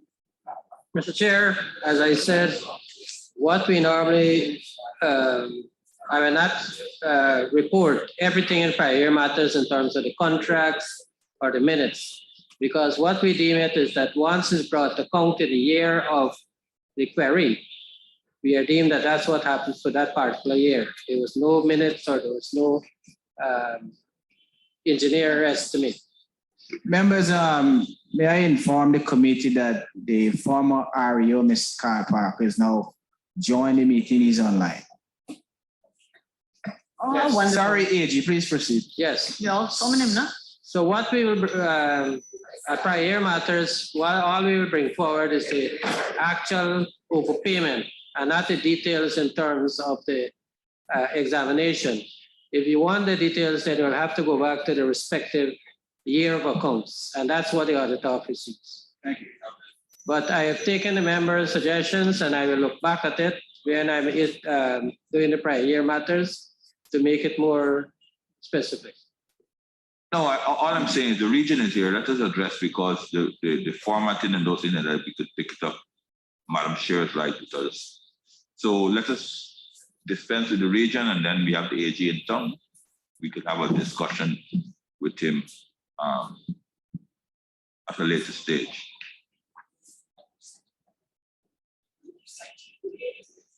Paragraphs are open for consideration. Sir, in light of what you just informed PAC, that the former REO is with us, I believe when we started, there was a statement that was made by the current REO in terms of the senior superintendent of works. And in all fairness to that statement that was made, where he alluded to the fact that the senior superintendent of works was put in a corner of the stores with a desk and chair and not allowed to do his work.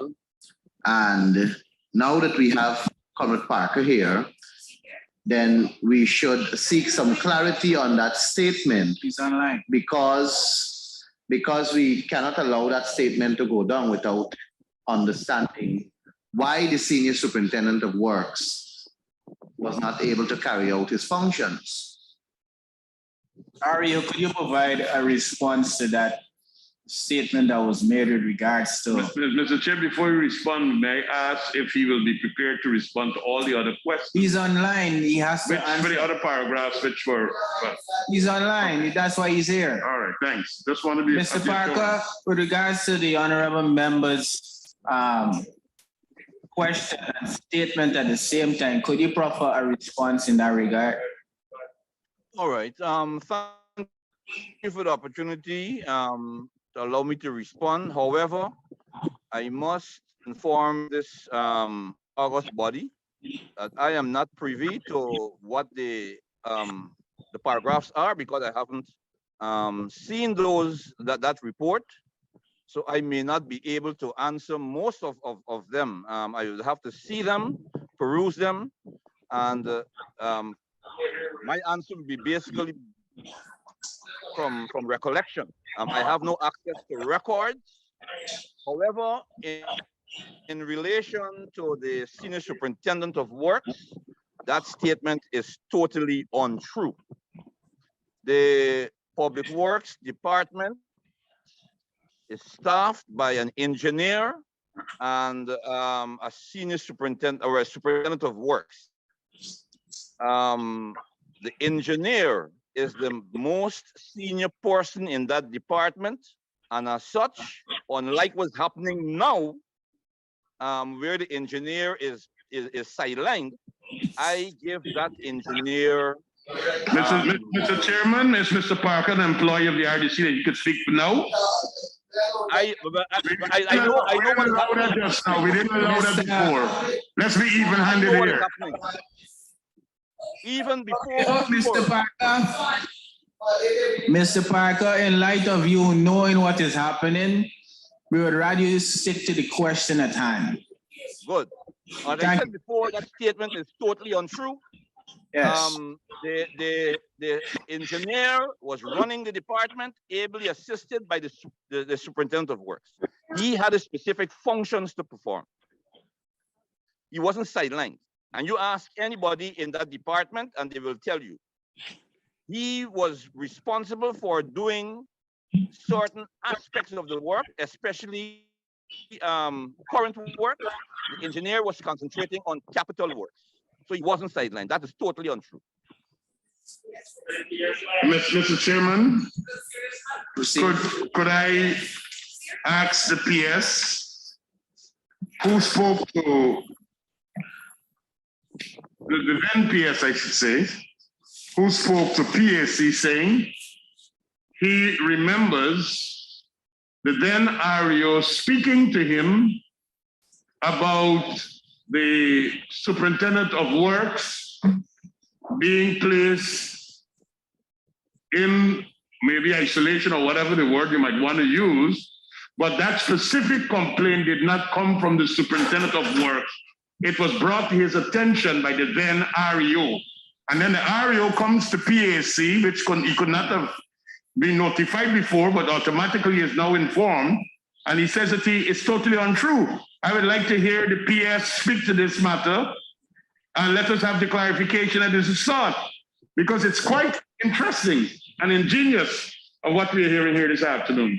PS Magara.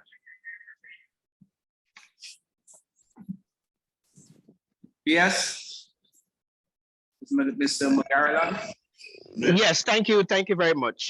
Just to note that the controls for mute and unmute is done from the Parliament office, as it should be. So, so I gotta wait until that access is given.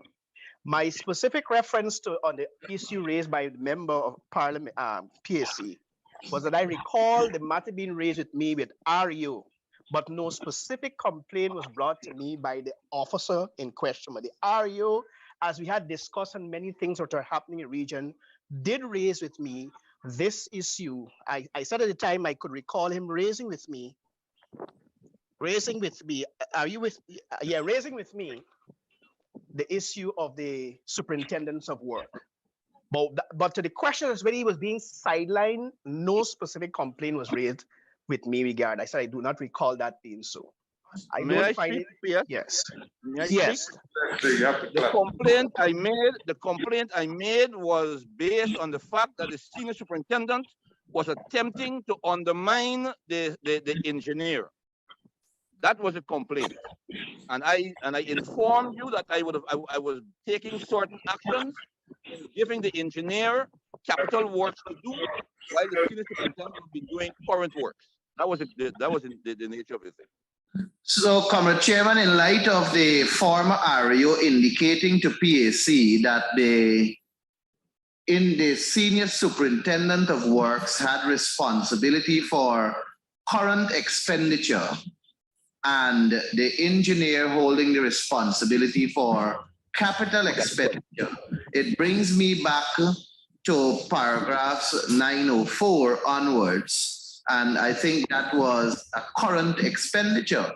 So I would like to ask the former REO, and I am to hopefully bring some degree of clarity to him. I would like to say, sir, that paragraph 904 speaks to maintenance of buildings, maintenance of roads, maintenance of bridges, maintenance of other infrastructure, vehicle spares and maintenance, equipment maintenance. There is an overpayment that speaks to the contract for general repairs to the existing quarry bridge, which was awarded in the sum of 8.530 million and an overpayment of over 2.494 million. My first question is, to the former REO, was this a project that fell under the responsibility of the senior superintendent of works? Well, based on the arrangement I had, it would have been. But as I said before, I am not privy to the queries, and as such, anything I'll be answering will be off of my off of recall, which might not be that accurate. So I would rather have a copy of the queries I can, and possibly access to records so that I can give a proper answer. I do not want to jeopardize my integrity by offering half answers or things. Thank you very much. As it is, I have access to nothing. Thank you very much. Let me ask again, and if you can tell me from your recollection, in terms of generating a certificate of completion for these works, both capital and current, the current certificate of completions, the current spending, those certificate of completions were generated by the senior superintendent of works or by the engineer? It would have to be generated by the officers going and check. We had some overseers. They would have gone, verified that the works were completed. They would have done this, the certificate of completion, and that would have been signed off both by the senior superintendent of works, and on his signature, engineer will then comply. And are there documented proof that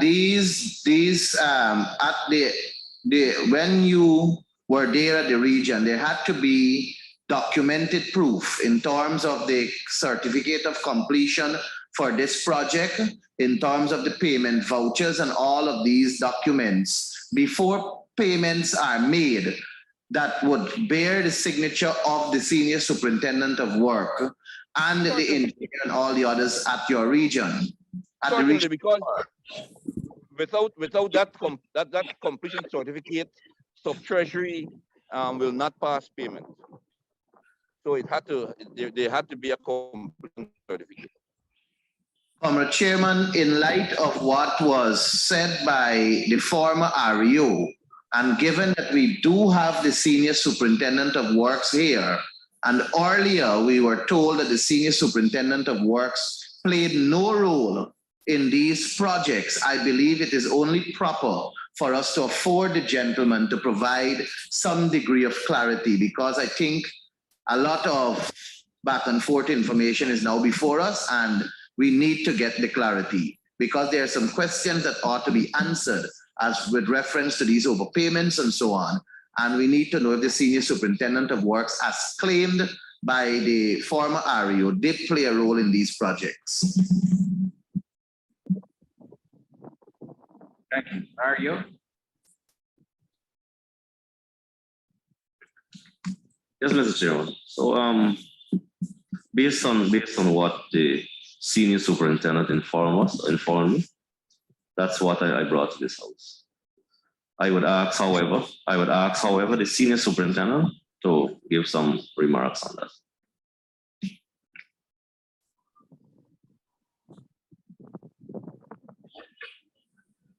Good afternoon, everyone. Through the chair. Sir, like the former you said, my functions are specific. However, after the former you took office, he claims that I'm a PPP member and not working with me. I could not have had anything to do with no contract. He said clear in the meeting that he's not working with me, not dealing with me. Said in a meeting? Yes, a contractors meeting. So I don't want to go down the road of that. But what I want to know, the REO, the former REO is saying that the senior superintendent of work had responsibility for maintenance works. So I am asking you if that was your specific responsibility, because you said, sir, through the chair, that indeed you had specific responsibilities. So I'm asking if maintenance work were your specific responsibilities. Through the chair, sir, even though it was my responsibility, I was not allowed to carry out my responsibilities. That Mr. Chairman, can I be more specific? I am hearing that you're telling him correct, which means you may have guided his answer, current REO. But I am asking if maintenance works were your responsibility or your specific responsibility. To be exact, sir, not only maintenance is my specific responsibilities. But maintenance work was? Supposed to be, but I was not allowed at the time to carry out my function. Anyway, let me go on with another question. And this is going to be my last one before I bring the goodly bishop in, sir, with your permission. Does the region, well, maybe two. Does the region currently have a regional engineer? No, sir. There's no regional engineer. Is there any engineer at the region right now?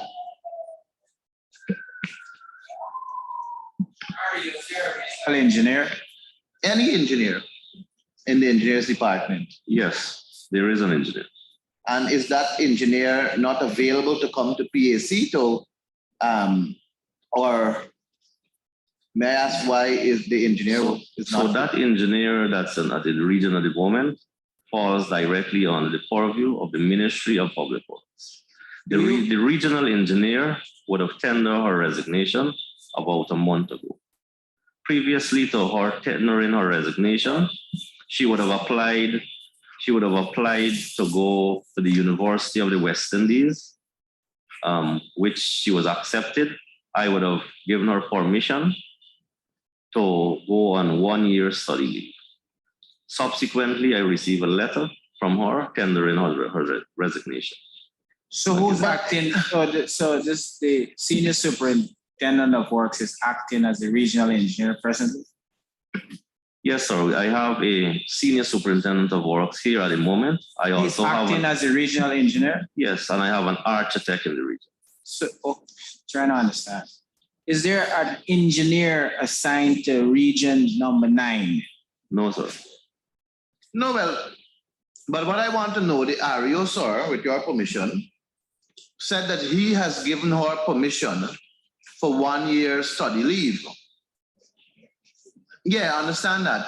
But I thought, and correct me if I'm wrong, REO, that permission has to really come from the Ministry of Public Service through a process that is initiated. He played his role by you. He played his role. He said he gave the permission. It's not his role to give the permission. All right, Mr. Chairman. So she wrote through me. I would have recommend that she got the permission. You recommended. Thank you. Mr. Chairman. Proceed. Specific to the superintendent of works, as it relates to the contract for the repairs of Quarry Bridge, which was awarded without any tendering process, as stated by the Auditor General, and where there was an overpayment, did you sign any of the IPCs or the final payment certificate for payment? No, sir. Good. To the former REO, could you confirm that you were chairman of the tender board in 2016 as the REO? Yes, I was chairman of the tender board. Could you explain to the PSC how a contract was awarded for the repairs of Quarry Bridge to the sum of 8.53 million? And there were no details that the Auditor General was able to see as it relates to the tendering and the award of the contract. Well, I can't answer that question because all contracts that required tender board approval under my watch went to tender board. I do not put it beyond this present REO to dock certain. Mr. Chairman, what are we hearing here? What are we hearing here? Sir. What are we hearing here? I object to this. All right.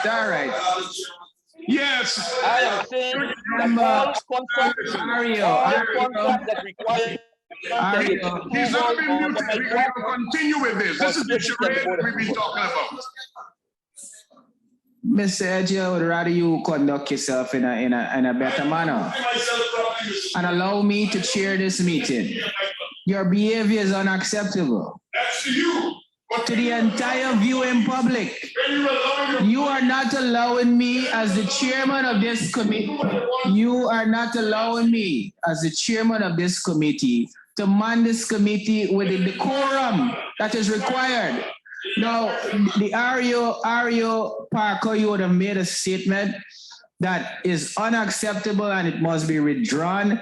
We do not want you to be making those allegations against the present REO. So we ask that be stricken from the record and just proceed. With all due respect, Chairman, with all due respect to you and this august body, it is well known. It is well known of the relationship between the present REO and myself. And that's why I make that statement. Well, sir, I am saying that under my watch, all contracts that required tender board approval was given tender board approval. You could go back to and if you want, we can go back and check all the records in the region, unless they've mysteriously disappeared. Mr. REO, I am saying to you, sir, I am unaware of whatever relationship you and this present REO has. Exactly. But before the PSC, we would like this to be on a professional basis and put aside the emotions shared between the two and just answer the questions being posed without making allegations toward the present. Well, my question is, that project was given approval. All projects that required tender board approval was given tender board approval. Thank you. We weren't allowed to do nothing else. Member Tashiri, you have the floor. Yeah, based on what the former REO is saying, how is it that the Auditor General didn't see these documents? I can't answer that. This is in 2016, REO, not 2020. This is in 2016. And the Auditor General did an examination in 2016. And secondly, you were before the PAC on this same 2016 report. Why didn't you say those things then, sir? Why are you saying them now in 2021?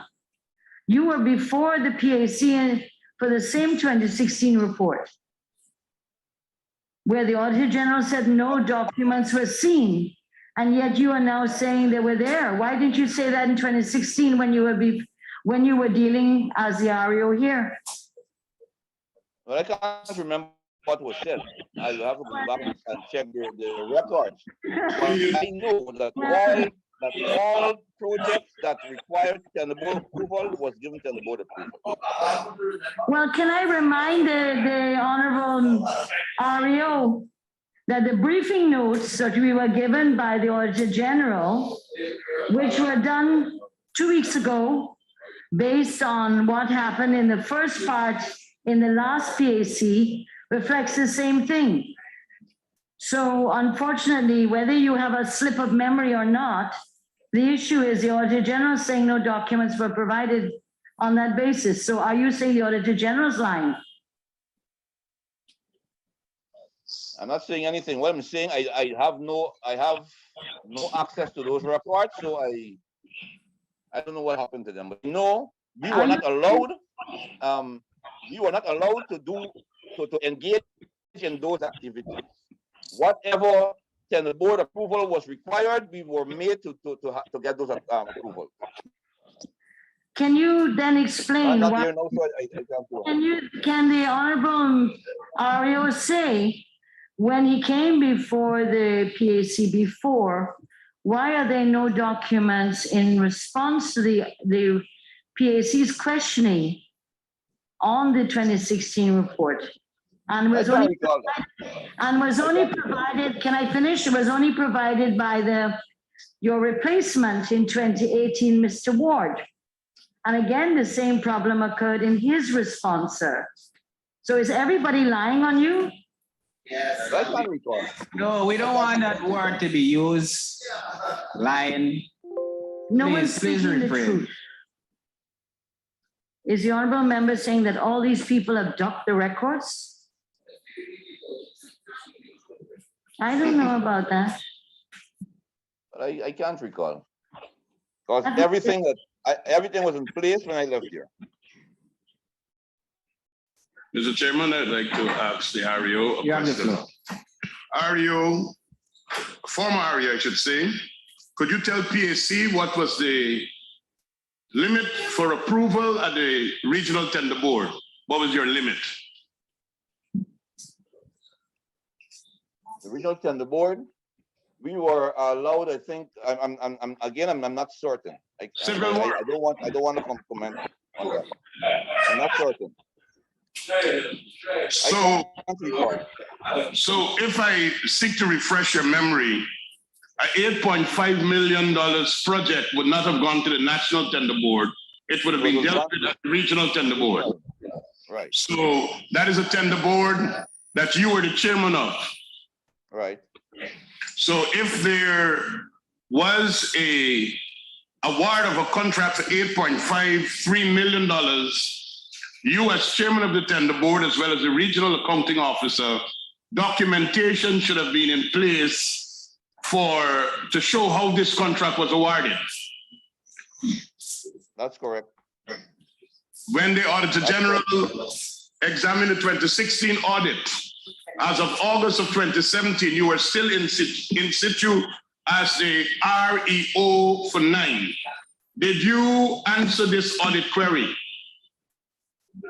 by providing the document? I can't remember that coming up as an audit query. Because certainly if it come up, I would have answered it. Did you have a copy of the 2016 Auditor General's report? No, I don't have it. Did you appear at PAC to answer queries of the 2016 audit report and was asked to return? No. I was one of the regions that was not required to return. Mr. Parker, could we ask the Parliament Office to refresh our memory that Region 9 audit queries started to be examined at PAC in the last PAC, and you were asked to leave to return? Could we have confirmation from the chair and the clerk? I can't recall that. You said that no. You said no. No. I'm asking for the records to show, so we will know if it's who is telling the truth. No, I'm making a stop in for that. Okay. It is not fundamental to the truth being exposed for us to establish if the gentleman is giving us the facts. Listen, the committee will check, but that is the records of 2011 Parliament, which would require some time. Yeah, the 11th Parliament. So we have to continue the work of the PSC. Yes, that will be verified.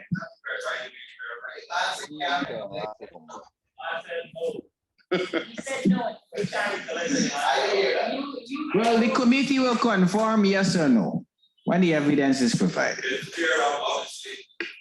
Obviously, Mr. Chair, while that is being done, I would like to ask a question, Proceed. if you don't mind. And I'm going all the way to, because I was waiting to, I'm going all the way to the Sand Creek. This is Capital Works. Which paragraph? Well, it starts at 29, sorry, 919. My apologies, huh? 919 is the summary. It starts there and it proceeds off. I'm speaking 919. Right, and you see it spans several paragraphs. So if the members will be gracious enough to allow me to the Sand Creek Health Center. And the crux of the matter is, sir, REO, that the building was incomplete at the time of the inspection. I see in the briefing notes provided that the building is now completed. Is that a correct assumption? And was it completed by the same contractor that was awarded the work? Because in the REOs, in the AG's report, it said that when they inspected, no, there's no contract on site, they demobilized and so. But the health center, Sand Creek. Right, so it's several areas. So can I ask one, can REO confirm that the building is completed at the moment and functioning? And secondly, if it was the same contractor that completed the building,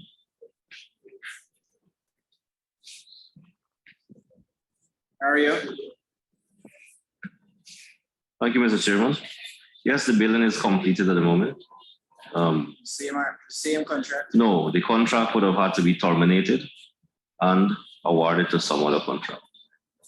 What was the sum of that new contract? 1 minute, sir.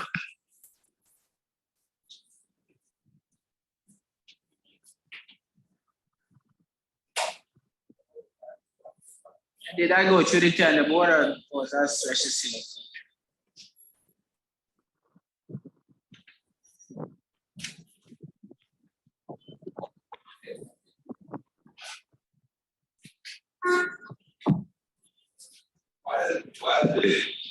REO is looking.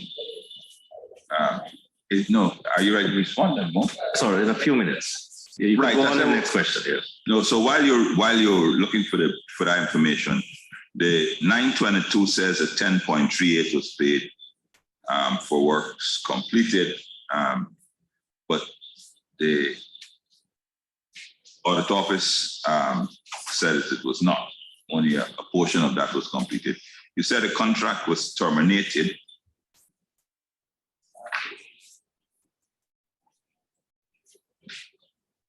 Right? You said that the contract was terminated. There's no record here in the briefing notes, nor your responses, and when I say you're in the region, saying one, the contract was terminated, two, that you recouped funds, and three, that it's retendered. 922. So therefore, obviously, the AG is not probably acquainted. The audit office is not a buffet of what's happening here, because in there, it was done, their briefing also 2 months ago, AG, you said, prepared 2 months ago, and they have what further action will be taken.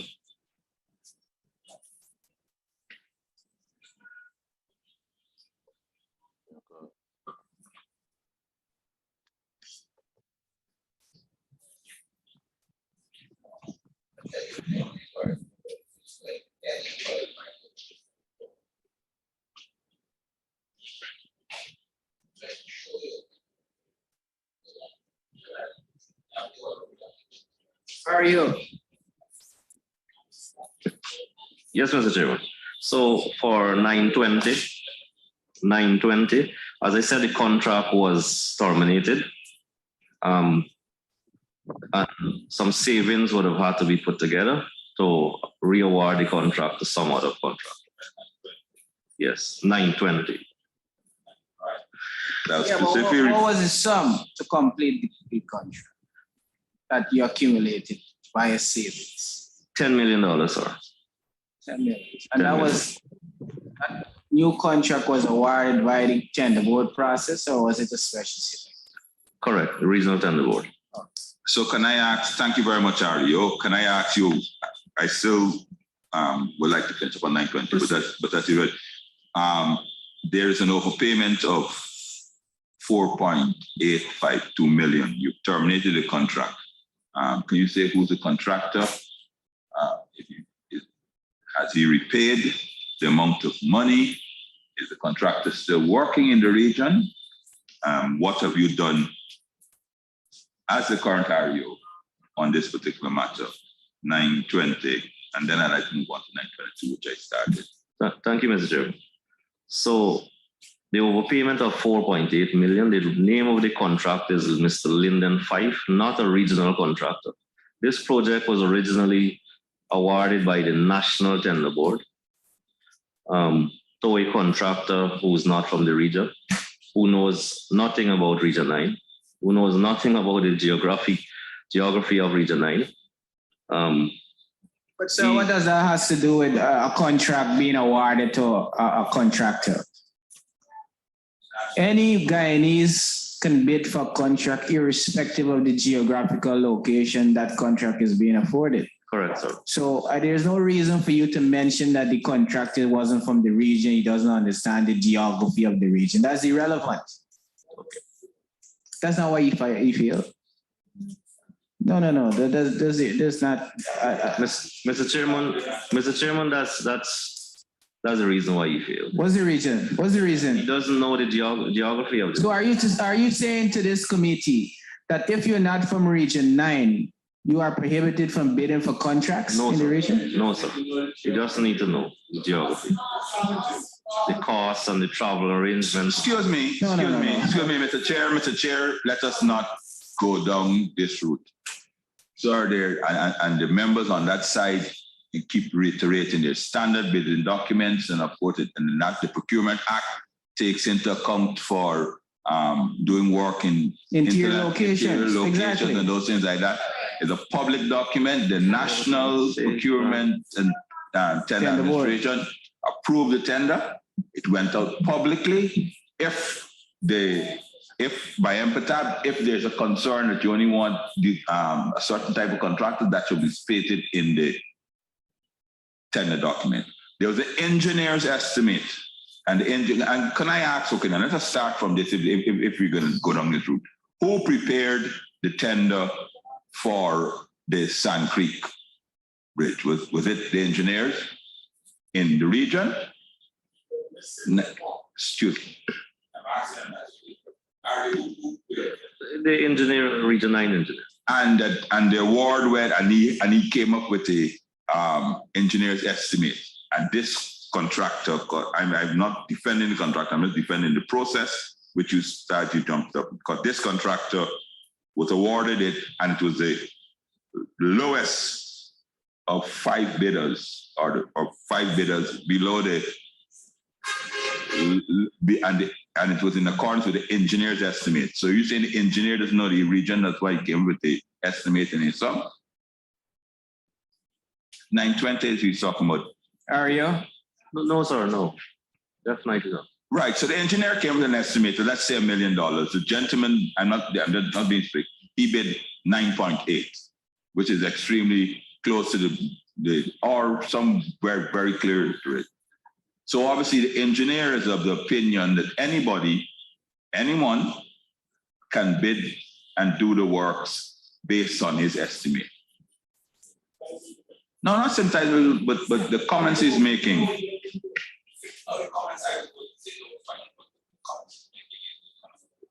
Aria?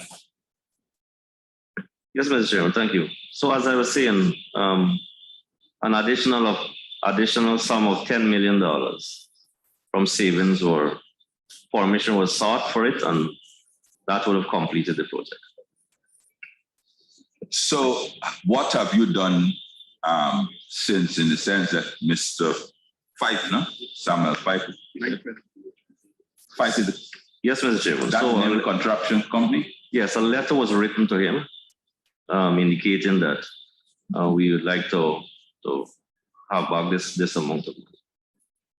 Is he, did you send a letter to the National Tender Board who awarded or recommended award as well to them, saying that this matter is there? No, sir. Okay, I would just advise that you should do that. So this amount of money is still outstanding from that contractor? Yes. Is he working, has he secured any awards in your region subsequent? No, sir. Contracts to contractors outside of Region 9? Because your statement you made is very worrying to me as a member of this committee, that the contractor didn't know the geography of Region 9. And that is what contributed to the failure of the project. What does knowing the region has to do with being awarded a contract? In addition to that, Mr. Chair, did your tender document prepared by the region, sent and approved by MPTAP, specify any single thing that you must know about the region, knowledge of the region, and those things like that? No. Mr. Chair? No, the area hasn't responded to my question. Yes, Mr. Chairman. No, contractors from any part of this region could bid for projects at the region. As any contractor outside of Region 9, one contracts in Region 9? Yes, definitely. Thank you. Member Eje. Thank you, sir. Sir, this afternoon when we started examining this agency, we started at paragraph 903. Hold on, member. With all due respect, I know not follow up, sir. The whole issue, I put 9. Proceed. Thing I was there, and then yes. He answered one part of the question. Did you get the follow up to the question? And he never responded to the other parts of the question. They had response. You can't allow him. And then of course I said I want to finish 922. Go ahead. The other part of the member's question. Sorry, I didn't get that last part. The beg pardon. No, we were talking about 920, and then there's 922, which is one is the Sand Creek. 920 is right, Sand Creek, and you talk about 922 is very specific to the health center, and I was saying that somebody received 10 point. The contract was 11.58. They received 10.33. We never responded. So and you didn't. For 922, you did not say 920 terminated the contract. 922, I assume, is a separate contract. You did not provide the details of that. I mean, and the exact same questions I asked in 920, I asked in 922, and then I could see the floor to. Yes, Mr. Chair. Thank you, Mr. Chair. At the moment, I don't have information on that at this time. Yeah, well, what efforts you will make to get the information, and would 1 week be sufficient for you to provide that information? Yes, sir. 1 week. But you don't even have the name of the contractor in your records there, 922. One sec. Oh, just now. Yeah, yes, sir. Neville Gillett. Who? Neville Gillett. And is he from the region? Yes, he is. So he knows the geography quite well. So what efforts have there been to recoup the $10 million? No, meant the 5.4. Sorry, they said though. $5.4 million. What effort has the region made? And is Mr. whatever his name is he currently being given contracts, or not given contract, awarded contract, you don't give contract, awarded contracts in the region still with this outstanding debt here, are you? No, Mr. Chairman. Mr. Neville Gillett has not been receiving any contracts from the regional tender force. And what efforts have been made for you to recoup? A letter was written to him for this particular project and a few other projects. Okay, he hasn't been given any because he didn't tender, or did he tender and wasn't successful? No, Mr. Chairman, I can vividly recall that he did not tender for any projects. Member to share you. Mine before answering to your response in 922, and when I say you're, I mean the region, you are representing the region, not personal response. Irrespective of your time or not, as the accounting officer, you're required to answer. Legal advice is sought on the way forward. That's in, and that we received that information in January, I think, of 2018. And then, of course, in the Auditor General's statement, he says legal advice is, can you say what has been the advice received as per your statement here? Mr. Chairman, this statement is not my statement. So I don't, as I said earlier, I don't have information on this. Probably you can, unfortunately, Mr. Parker can give some light on that. You can ask Mr. Parker to assist you, but generally at PAC, the accounting officers, you and Mr. Parker, and them are providing through you the responses. So and that's the way it is. So legal advice. So therefore, obviously, you're saying that in your there is a statement. So in your in the region, the question of legal advice and what legal advice is not. Even though you saw this on the report, on the responses, you didn't endeavor to find out what legal steps you should be taking. Because that is what we're having in front of us as PSC. AG, you can shed some light on the legal advice then, or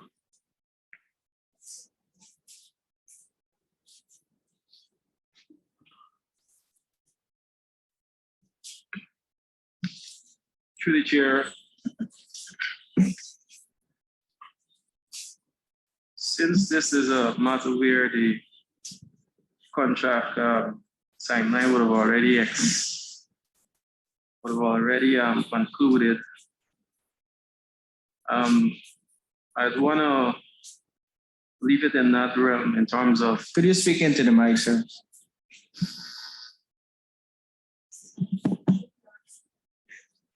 (922).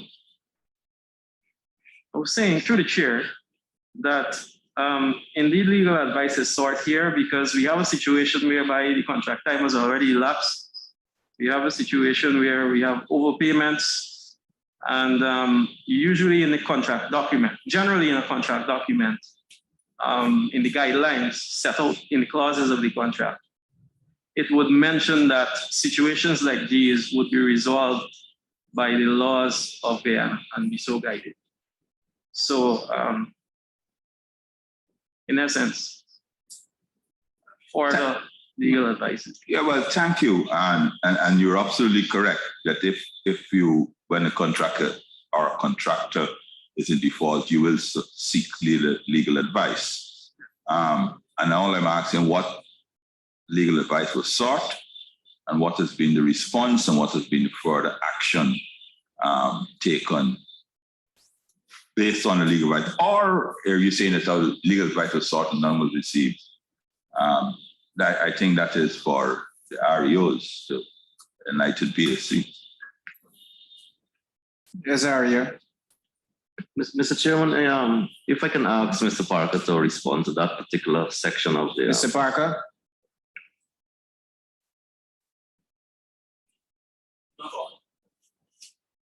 He's no longer online.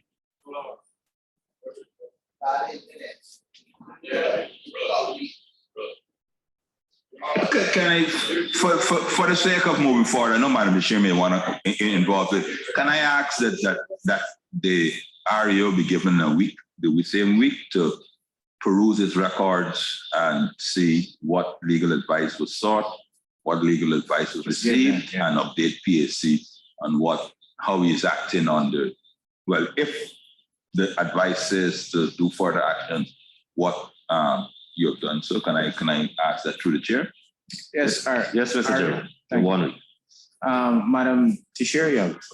Two issues I want to raise, Mr. Chairman, and I wanted it to go through the present REO to the former REO to find an explanation of why 922, why would the region have paid the amount of 11.4 million, 10.338 million for works that not only were not completed, but the site was abandoned. No personnel or equipment from the contractor was on site, and an overpayment of 5.4. So how was this project monitored, and who signed off for the payment to the contractor by the end of December 2016? The contract was signed on June the 20th, 2016, and before the end of the year, he was paid almost the full price except 10% for retention. Why wasn't this? Who signed off? From an engineer, superintendent of works, who signed off on this to allow for the payment to be processed for the Sun Creek Health Center? Talking about 2016. Thank you, Mr. Chairman. The name of the engineer is Mr. Mohammed Hussein. He's no longer with the region. So payments were made for works, percentage of works that were not completed. So more monies were paid for less works done. So in other words, when I saw in the 2018 response by the then REO, Mr. Ward, saying that legal advice is sought on the way forward, I assume it's to get guidance, because here is an engineer who signed off that the work was done, and therefore the region paid and overpaid. And so is the legal advice being sought to get the engineer to surcharge it, or is to get the company to return the money? Because it's a legal issue if the company could very well say it was signed off by the engineer. So is that what legal advice was being sought from whom? From the Attorney General's office, or a private lawyer, or because this is in the 2018 response of REO Ward. And was any legal advice sought? Yeah. Mr. Chairman, I will get that. What legal advice was sought within the week? And on what issue? Exactly, on what issue, if it's on the part of the engineer signing off on a payment that he should not have signed off for, or on the part of how we're going to recover the monies. Thank you, Mr. Chairman. Member Edger. Thank you, sir. Mr. Chairman, I have some questions on 912 and 913. But I just want to remind Mr. Chairman that this region, the paragraphs begin at 895 and end at 933. And earlier I asked a question when the former REO was still on the line. If this region was before the committee, could we get an explanation why we started at 903 this morning and not at 895? Sir, the question was if the REO was asked to return. We had indicated that the PAC committee, the clerk will check the records. Could I ask a simple question, sir? Why we started at 903 and not at 895 today? Because paragraphs were examined before. before. RDC 9. You hadn't finished it. Don't be obtuse. We started and we did not finish. Because it started in the 11th Parliament. Yes, but the point that I'm making, So did sir, others. we Yeah, but we then started, concluded. we Well, that's the started point. this That's the point. region. That's the point I'm That's the making. point. We started this region with Mr. Parker. Sir, your query is going to be provided with a But response. it's already here. We started at 9:03, which is an indication to this committee that paragraphs were already examined. Yeah, but you said that Or Mr. they want to Parker make by the sir. committee was asked to return. We don't know the legitimacy Mr. of Parker that. denied he was before the committee. That's the When point. I was asking. Well, the committee will provide a response. He was Could even I be denying that he allowed to was ask at my the questions year on before. 9:12, sir? Go ahead. Yes. Because I notice every time I make a comment, we have a lot of excitement. It's coming from Gail. 9:12. Audit examination of regional administration vehicles listing reveal that there are 52 serviceable vehicles owned and controlled by the region. However, 36 logbooks were not presented for the period under review. So there were 52 vehicles serviceable in the region, and 36 of them logbooks were not presented to the Auditor General.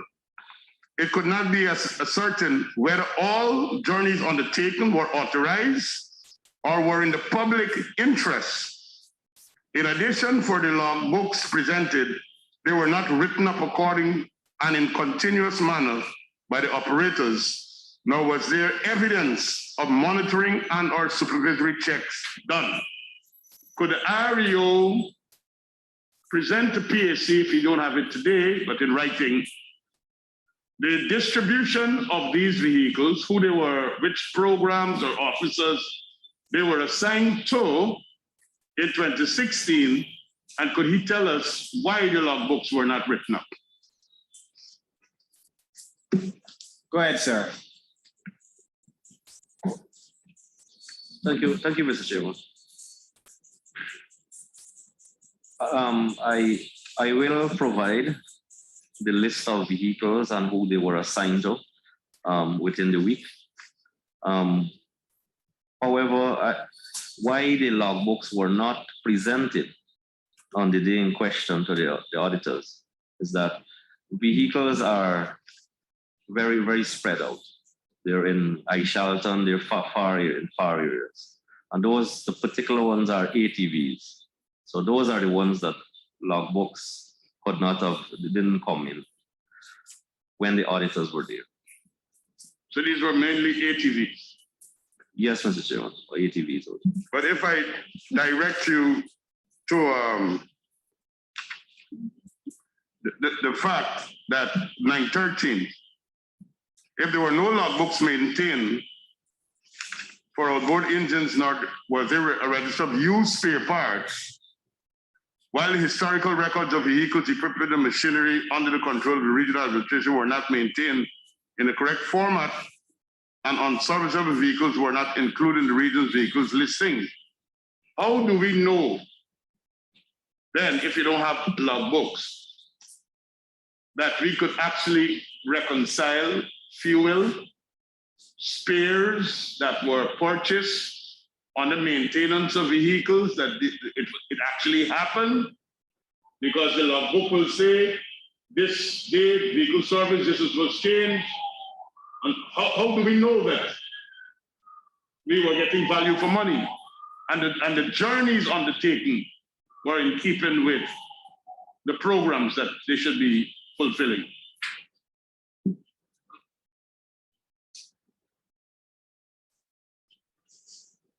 Thank you, Mr. Chairman. Mr. Chairman, as I said, within the week, I'll get all the information. What I can say now, however, is that all logbooks are up to date, and the necessary officers are signing on to these logbooks. May I ask if these are all new drivers, or if some of these are old drivers that were there in 2016? Mr. Chairman, most of them were there in 2016. So they weren't doing it then? Or the explanation is that it couldn't get to the audit office because of where the vehicles were located? Because the answer I'm getting now is that it is being kept. It means if the auditor goes now and says, I'd like to see logbooks of 52 or 54 vehicles, he will get 52 or 54 logbooks. or why the same thing didn't happen, whether the vehicle is here, there, anywhere. And it's since 2016, and this is an audit query. Was there any effort made to provide the audit office with the logbooks? No effort was made to provide the audit office with the logbook. But systems are now in place. In 2016, there were no proper systems in place. Sir, how can you I mean, what evidence is there that no efforts were made? Mr. Chair, I'm getting a bit exasperated. You know, I mean, the officer Rario said, and correctly so, in 9/12, sorry, that he will endeavor, because he doesn't have it on to provide the records. And then in 9/12, and that was because of ATV, whatever reason, and we understand that. But the next follow-up question, he makes a statement. Yes, no effort with you know, what I mean, it's very inconsistent, Mr. Chair. Ario, I initially, from the outset, before you started to make your responses to questions of the PSC, I specifically quoted the Evidence Act.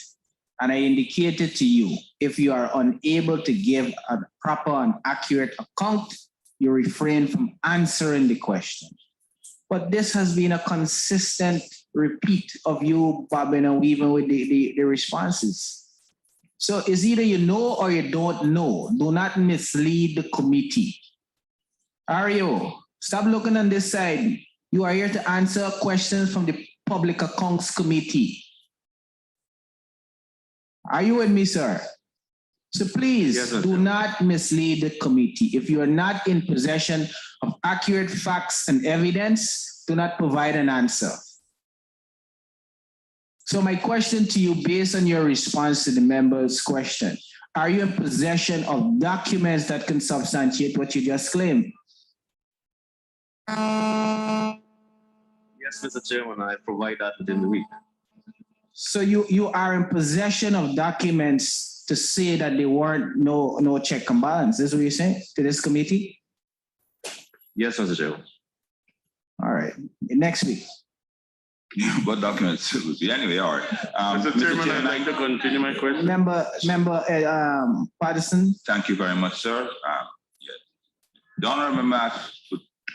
Go ahead. Right. Upgrade to correct 921 REO. That's not mine, sorry. Yeah. 921, upgrading of Karasbai Health Center, overpayment totaling $749,000. And to the credit of the contractor, he acknowledged the overpayment and made a commitment to refund same. To his credit, you rarely find that at PSC. The contractor indicated that he would continue the work. However, no work has restarted. And this is the briefing notes that I would have received from, we would have received from the audit office, which were 2 months old, so can I ask for an update to that, the name of the contractor? Commendable that he has acknowledged there is no for payment. Commendable that he's either going to refund them the sum or complete the project. I don't know which one, because in one statement is refunding, the other statement it seems like though he's restarting the work. And can I ask what is the current status of the project REO? Thank you, Mr. Chairman. Mr. Chairman, the contractor did not honor his commitment. Who's the contractor? Mr. Neville Gillett. Neville Gillett. You called his name before? Yes. The second contract he got there. And he's the one from out of town? No. Right? No. No, Sorry. So he did not honor his commitment to... Neither did he continue the project. So what is the current status then? Because obviously, well, he's acknowledged, and I hope he did so in writing, so it'd be easy case. But so what has the region done since? He would have been written to reminding him of the commitment and seeking that he complete the project. No, complete the project. The project is incomplete. The health center is incomplete as we speak. Yes. 2020. Yes. No, I'm talking about in 2021, not was. In 2021, it's still incomplete? Yes, sir, no works were done.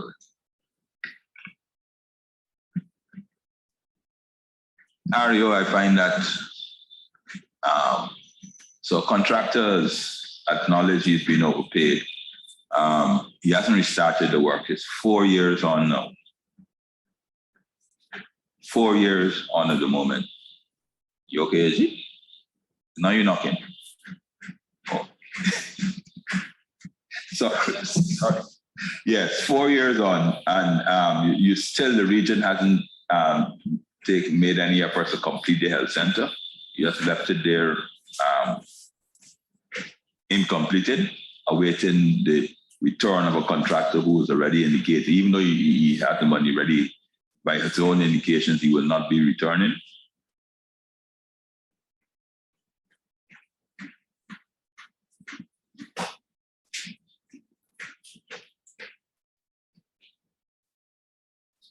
So, Mr. Chairman,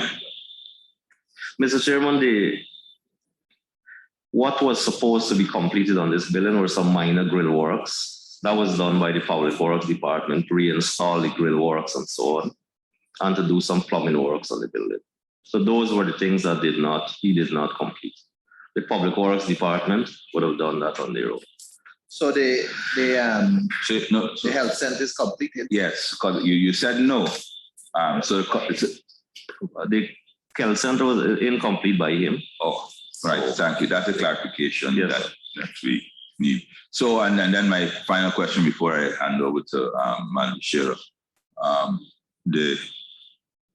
You've written to him. Have you? So therefore, has he acknowledged? Have you? Because of course, I would assume AG. I haven't checked. This would reappear in other reports. So when you come back in 20 to defend it, this will come back up again. Obviously, if you just write into him alone, will not take it off the AG's report. Yes, sir, he was written to. Yeah, no, but you have to do some following up because you can't come back here next year or later on this year to say you wrote to him again and nothing else. Yes, sir, definitely. No.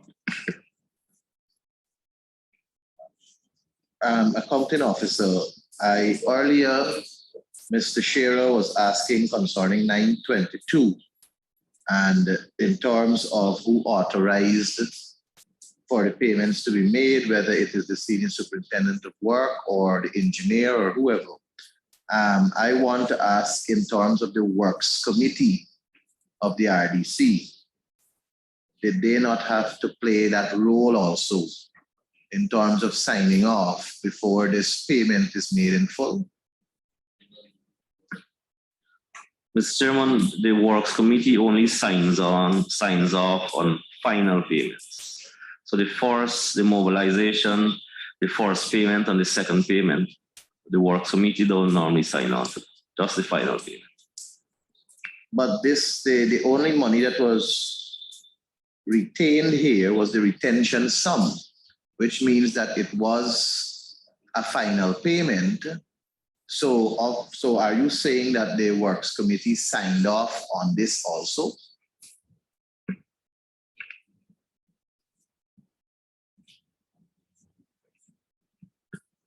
Mr. Chairman, no, the Works Committee did not sign off on that. So how did you get that information that the Works Committee did not sign off on this payment? I saw that you leaned over to the Senior Superintendent of Works and asked, is the Senior Superintendent of Works providing you with that information? Mr. Chairman, I have also the Chief Accountant also on the Works Committee, Chairman. The Senior Superintendent of Works, sorry. So was there a visit done so as to ascertain whether the work was done to specification and whether the work was measured and those kind of things? And that question is not only linked to 922, but it's linked to all the other paragraphs that have a series of overpayments? Mr. Chairman, I won't be able to say that, answer on that. But I personally don't believe any verification was done on that. So what is the procedure that existed for payments to be made? Was it mandatory for the Works Committee members to sign off? I think that was something that was that is in the system. That's a procedure that must be fulfilled before payments are made. So can I ask, why is it that payments were processed? And since your chief accountant provided you with good guidance that the Works Committee did not sign off, maybe she can assist as to why is it that payments were made if that procedure was not followed. And I have no issue with you directing the question to your chief accountant who advised you. Mr. Chairman, I wouldn't be able to say what was the procedure at that time, 2016. Is the chief accountant who's sitting here with you the same person who was the chief accountant this year? No, Mr. Chairman, that person would have retired. So how is it that we got the answer just now that the Works Committee did not sign off on this, but we seem to not be able to get answers pertaining to other aspects?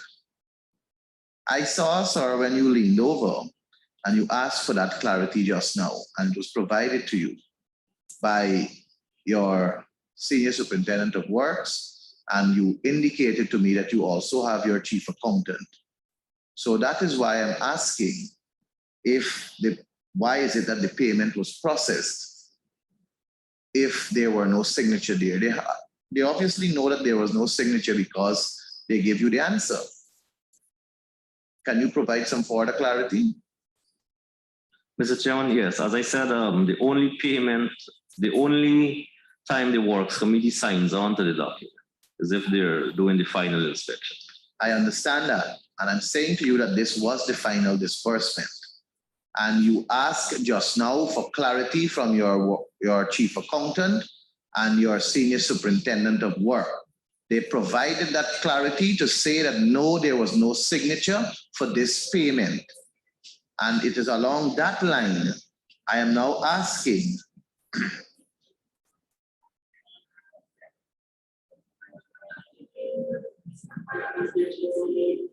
One minute, Mr. Chairman.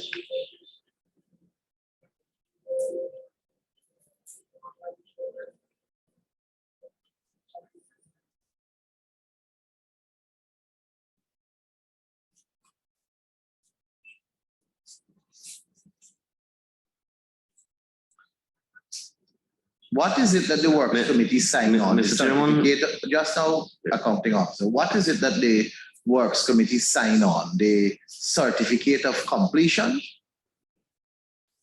Yes, Mr. Chairman, that's where the retention is being paid, and the retention was not paid. So the retention is what is considered the final payment? Yes, Mr. Chairman.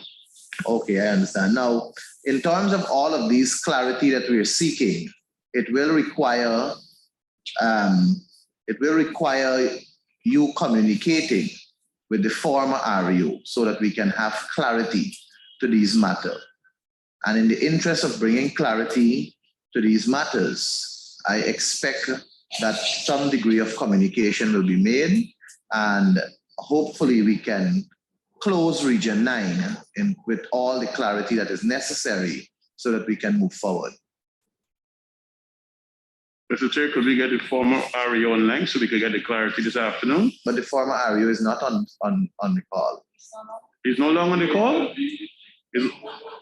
We cannot speculate as to why the former REO is not on the call. Yes, we cannot speculate. It is a virtual platform and there can be technical difficulties. You cannot remove that from it. It could very well be bad in there, but I am asking the current REO if he will commit to provide clarity by way of communication with the former REO. I didn't hear that. You didn't hear that? That's why the chairman has to stop it. Maybe I wasn't in the room. Accounting officer, I believe that you will agree with me, and I'm seeking this. I believe you will agree with me that some of these clarity that is necessary requires the former REO providing it also. And we have these personal battles that are going on. I think this is as a professional, no, personal in the sense of what is being said between the two, the former and the current accounting officer. In the interest of what is necessary for the PAC and for us to do our work and account for the public's money, it is necessary based on what I see. And I trust that you will reach out to the former REO so that the clarity can be provided. You're free to speak, sir. Definitely, Mr. Chair. Thank you very much for that commitment, sir.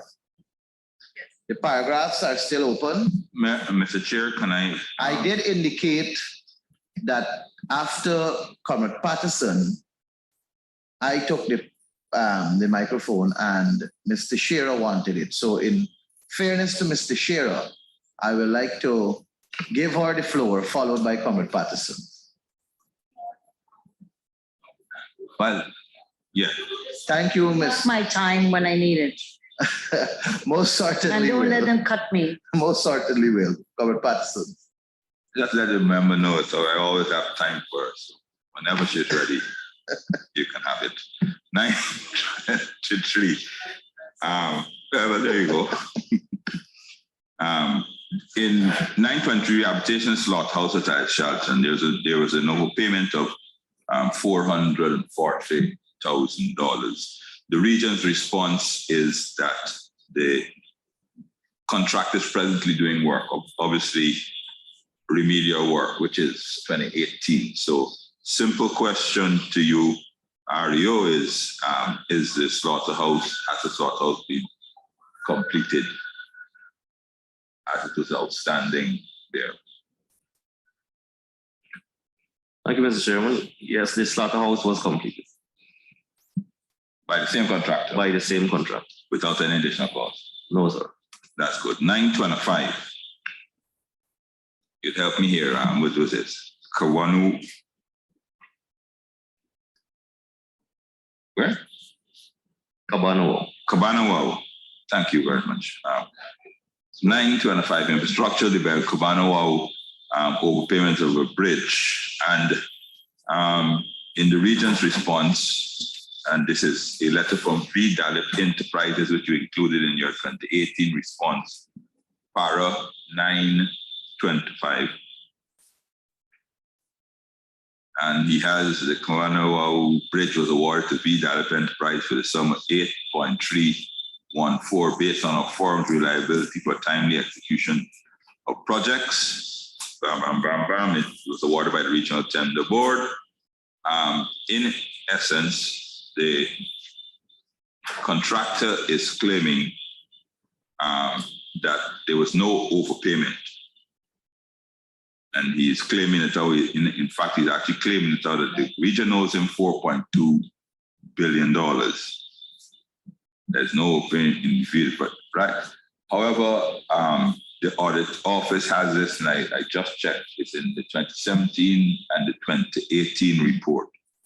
So obviously the audit office is not of the opinion that there was no overpayment. So, I mean, I haven't checked the 2019 report, but the sum of 1.571 is outstanding from the contractor VDALIP Enterprises. I have a series of questions because you included that.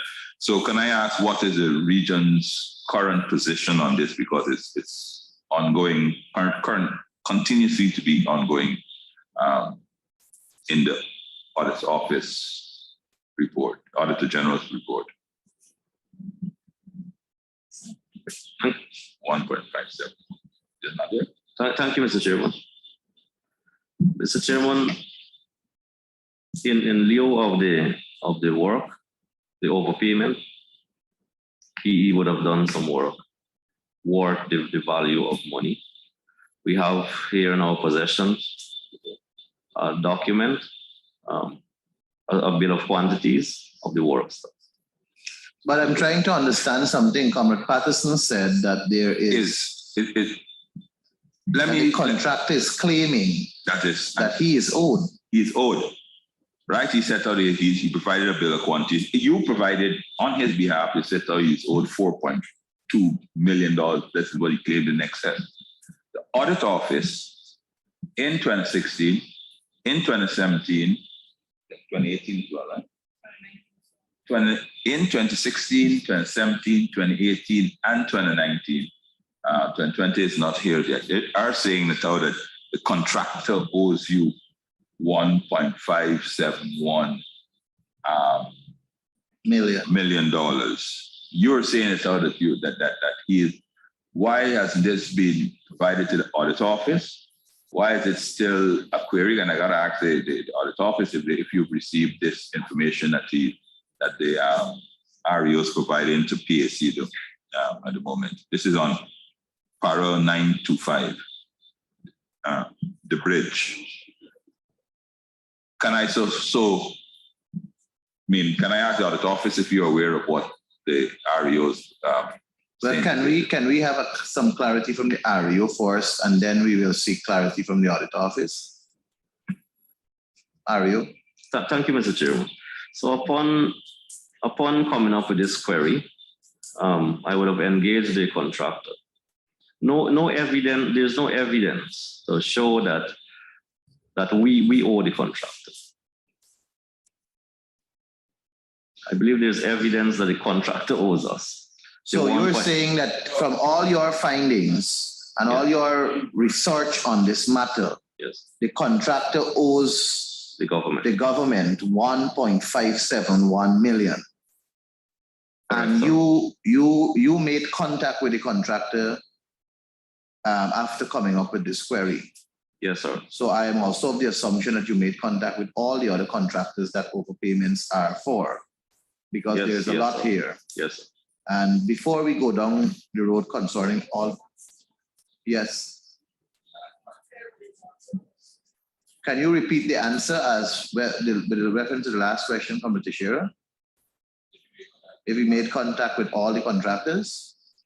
Can you repeat your answer? I asked did you make contact with all the contractors that have overpayment for the region? Mr. Chairman, the majority, with the exception of Linden 5, he's nowhere around. Okay. There's no contact for him, but the majority from the region we made contact. Okay, can we now turn to the Auditor General's office for some clarity on 925, reference to what Comrade Patterson is asking? AG. Through the chair. So answer 925. I think we must first understand the queries that were drafted. At the time of physical verification, these were the findings. Installation of reinforcement, supply and pour cement for 8 inches thick curb. Okay. Okay, so you have how you would arrive at the overpayment. Okay. In terms of the documentation that would have been presented, this midday, we would have received some amount of documentation which we're still reviewing. Today, midday, you received it from where? The REO region number 9. So we haven't fully reviewed this information and to determine if any follow-up site visits are required to actually corroborate what. So can I ask the REO what may have caused for this information to only be submitted today, midday?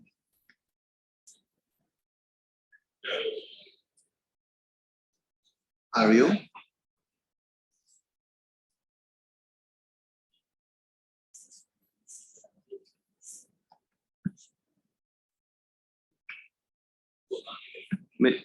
Mr. Chairman, the audit team was in Region 9 to carry out the 2020 audit a few weeks ago. That information was given to the audit team.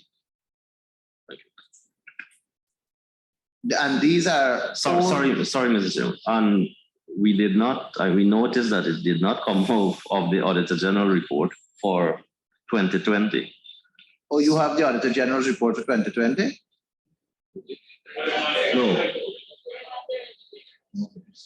I was going to ask him for a copy.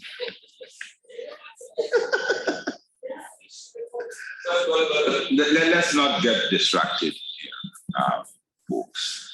So commend the office in the sense that, can I ask I can't ask the audit office because they said they haven't reviewed it. Can I ask the REO, what was the information that you provided, that you remeasured the work?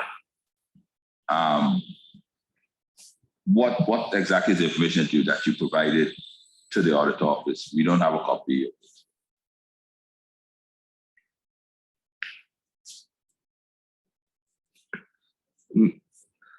Mr. Chairman, the contractor would have did a piece of road in lieu of the overpayment. But that what we submitted to the audit office was a photo of the road and the bill of quantities of that road also. But that raises several other questions, which I know the other persons would want to jump on. Want to jump on. So so you're saying that so you need the region negotiated a settlement. You mean that's what it sounds like, you know what I mean? That you When did this happen? The piece of road that was done.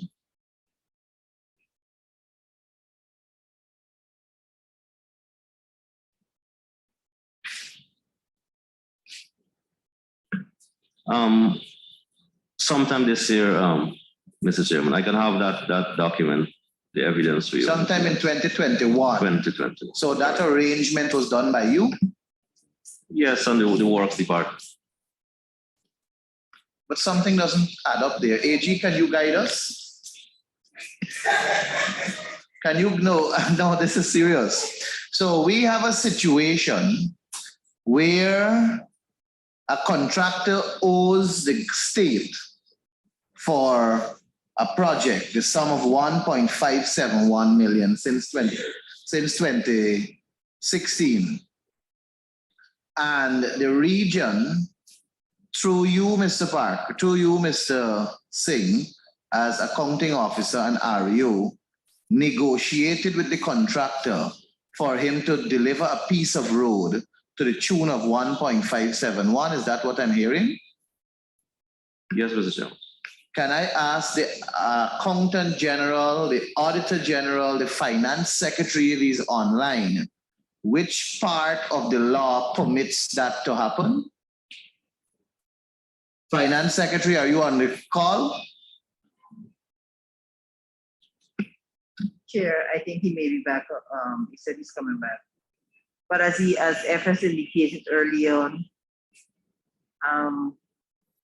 that seems so that seems to be a variation with no permission granted by the Ministry of Finance. Or maybe I should ask, REO was permission granted, but how can it be considered?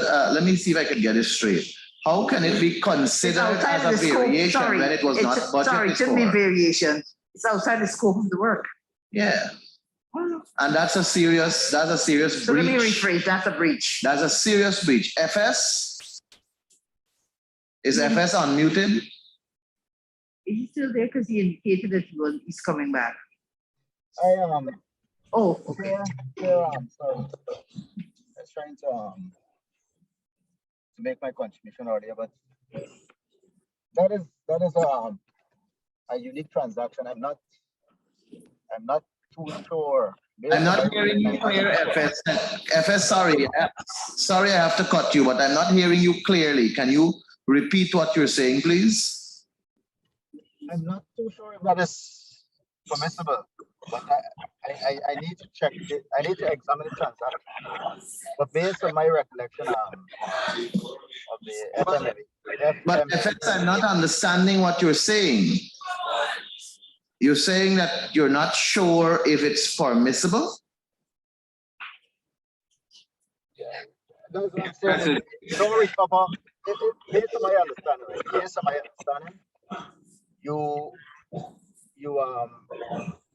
do not recover money by asking persons to work outside of the scope of the project. Okay. So that arrangement is one that I need to examine before I could make any conclusive pronouncement. I need to see what motivated the accounting officer to make that decision, right? But FS, with all due respect, it's either you breach the law or you don't breach the law. There cannot be the bending or the breaking of the rule and then you go in search as to what motivated the accounting officer to break the law. So I find that very strange of what you're saying. It's either you follow the law or you don't follow the law. And clearly, if they are going to recover monies from a project that was had in 2016, it means that they got back money that the documents that we have are showing is owed to the consolidated fund. And any usage of the consolidated fund requires approval. And none was granted. So if I'm saying something that is wrong, you're free to correct me. None was granted, but the money was spent. So I don't understand what you mean by what motivated the accounting officer to do that. It's either the law was broken or it was not. And from all indications, I think it was broken. Now, I would like to ask the REO another question, given that that was revealed. Are there other projects that have been done in your region? Because you did indicate, sir, that you made contact with all of the contractors except Mr. Lyndon Fife. All contractors except Lyndon Fife.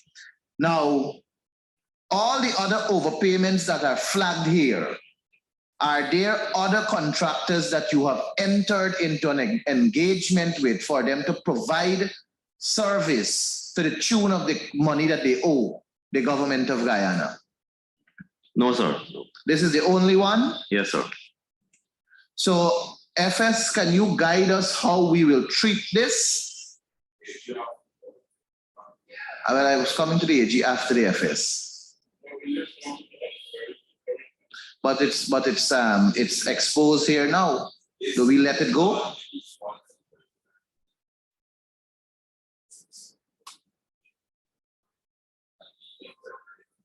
FS, are you still with me?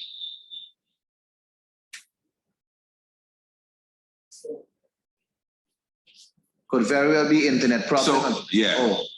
No, did I hear him? Did the FS speak just now? No, he's checking his records to see. I think. Is the FS on the call? Ask the AG, man. Let's move on. FS when he come back on. No, I want to know if he's still on before now.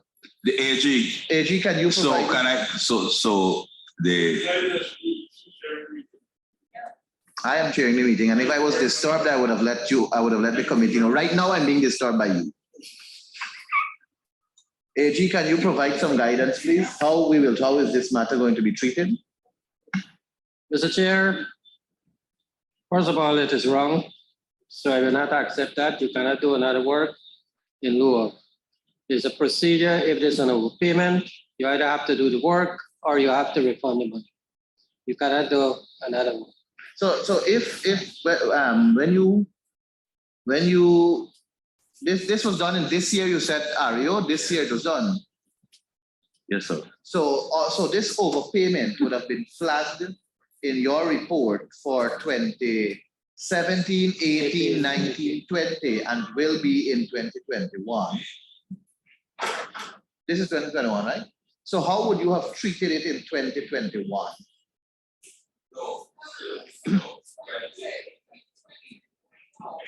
No, but this year is when the work was done. Till next year, and when it goes to the draft report. Chair, I think what the RU was saying, that the work that was being done was in an attempt to provide a remedy to take it off the report altogether. I understand that, but it was done in 2021. So when and I'm trying to get how it would have been treated by the AG, how it will be treated by the AG. So when you come in 2022 to do the audit examination for 2021, and you find that this happened, how will it be treated? Mr. Chair, I will not accept it. And it will be flagged in your... Yes, as a breach. Okay, and how do you intend to treat with that FS? Well, I would have to treat it no different from the AG. It's a clear breach. And are there any consequences for such action?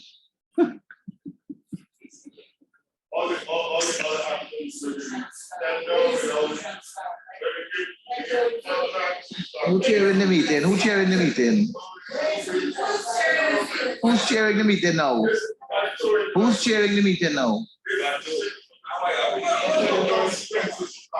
Anyhow, I think that as the FS thinks, I think that Mr. Ario, you are guided that this kind of action cannot be tolerated.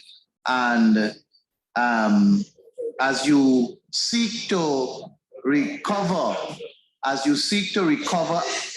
monies that are owed to the government by other contractors, I will ask that you don't go down that road. Follow up. Sorry, Mr. Chair. I was going to tell you that I know that Comrade Teixeira had her hands up again.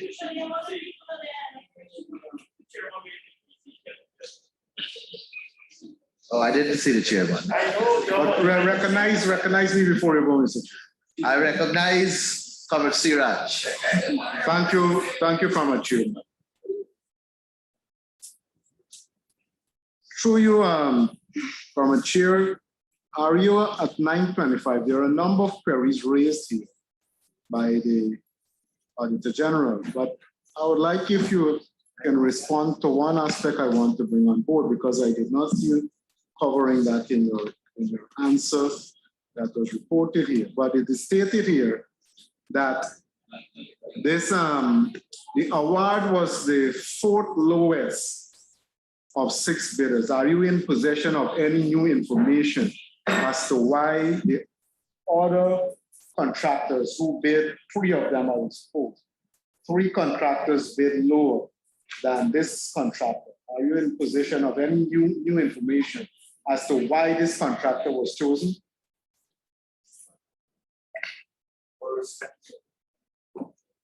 No, sir. We don't have that information. So, Mr. Chairman, follow up if proceed. If probably our advisors can say whether this is a breach and if this breach has any consequences.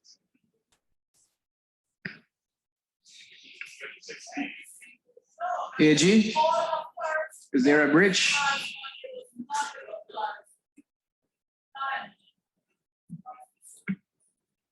Mr. Chair, what we see it as is that what they should do if they want to do the road or whatever, that should be done as a new contract. It's like giving you work in order to do the overpayment. Okay. Are there any? Yes, go ahead now. Yeah, Mr. Chairman, I think the Auditor General missed my question. I was saying that in this instance, as was noted here in paragraph 925, a contract was awarded to the 4th lowest bidder. My question is that if this is a breach, because my understanding is that the practice is to award to the lowest responsive bidder. And in this instance, Right, and that's why I asked the REO if he's in possession of any new information. Responsive bidder. We had this discussion before. We had this discussion before. You can have 10 bidders, and when you go through the valuation, you have some that are responsive, that is, they fulfill the standard, fulfill the standard. Put on your mic, Madam Teixeira. And you have those that didn't.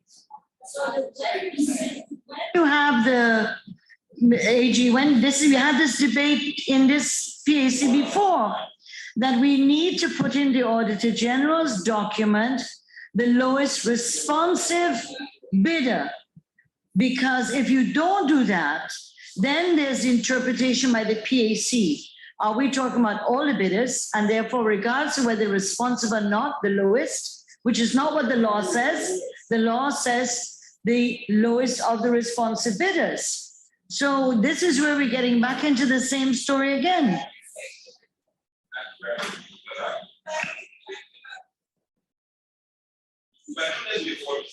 Mr. Chair.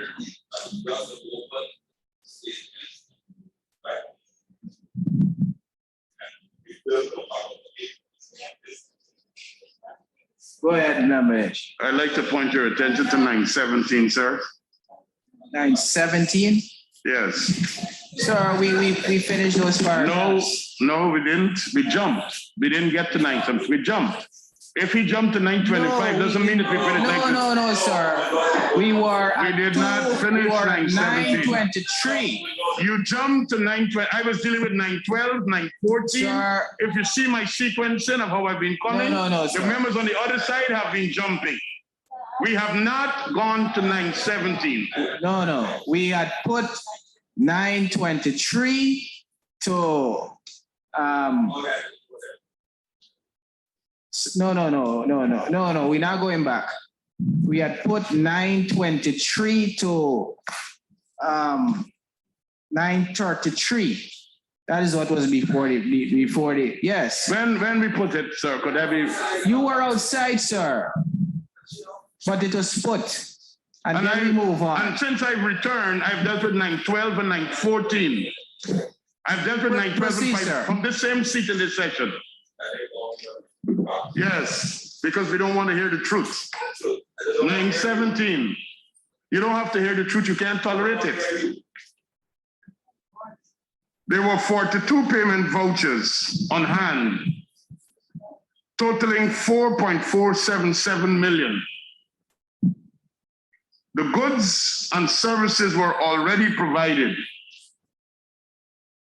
but the vouchers remain unpaid. This meant the region took credit. They acquired things that they did not have a budget for. This is against the Fiscal Management and Accountability Act.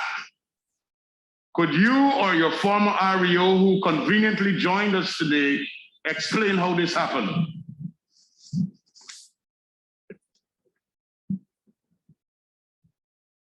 Thank you, Mr. Chairman. I would ask that the former REO respond to this because when I took over in 2020, I didn't find any unpaid. There was no unpaid accounts. So.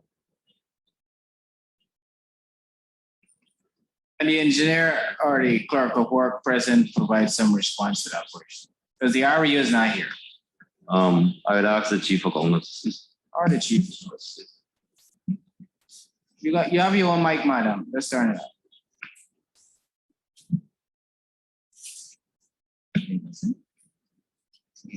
Good evening to the chair. Good evening.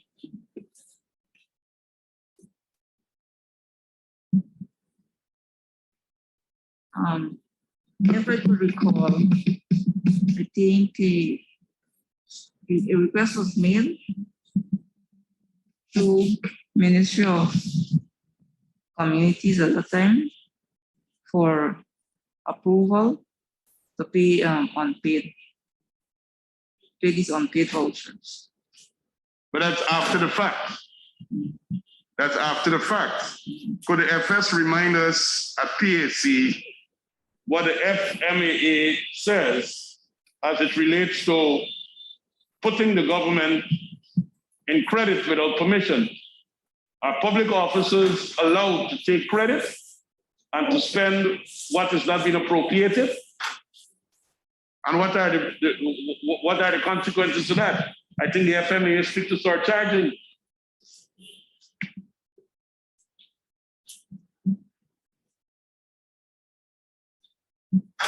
Through the chair, Minister Edgell is correct. So that you cannot spend what was not approved.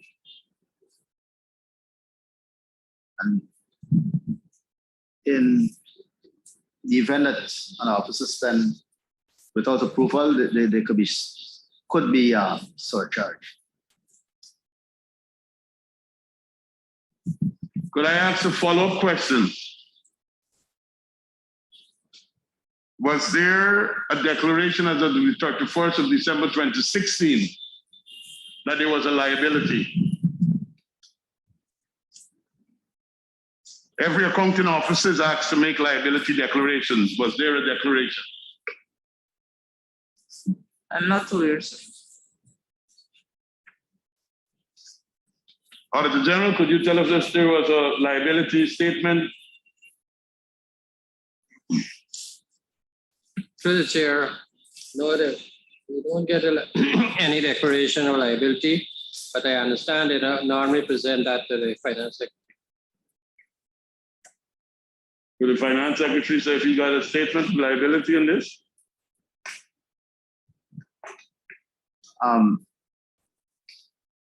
I need to check my records to see if that statement was submitted, but the Auditor General is correct. We ask accounting officers to tell us if there's any outstanding amounts to see whether we could clear those debts in the next fiscal year based on the fiscal management and accountability regulation. And that leads me to my follow-up question. If there was no liability statement, how was this accommodated in the new year from the Appropriation Act?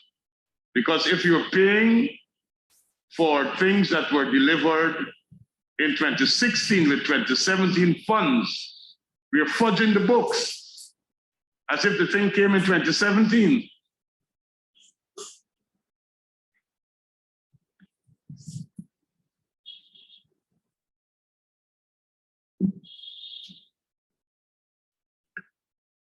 Mr. Chairman, I don't have any information on that at the moment.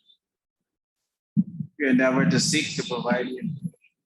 Yes, Mr. Chairman. Chair, if I may, Yes, what we usually do, but I need to check my records, is that when the accounting officers submit these statements on liability, we do an audit to see whether there is sufficient justification, right? So clear those liabilities. And if we feel that there is enough, then we give approval. And we notify the Auditor General about the approval and the Accountant General simultaneously, so that when the payment is being processed, the Accountant General is aware and the Auditor General for other purposes is also informed.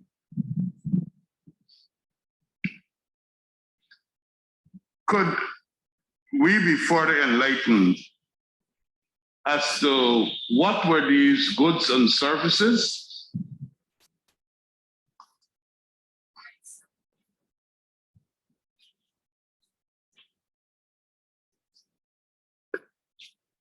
Mr. Chairman, I don't have that information at the moment, but I will get that information as soon as possible. Yes.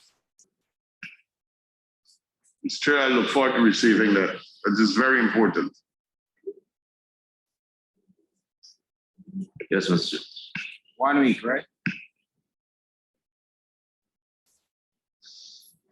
Go ahead, Member Vice.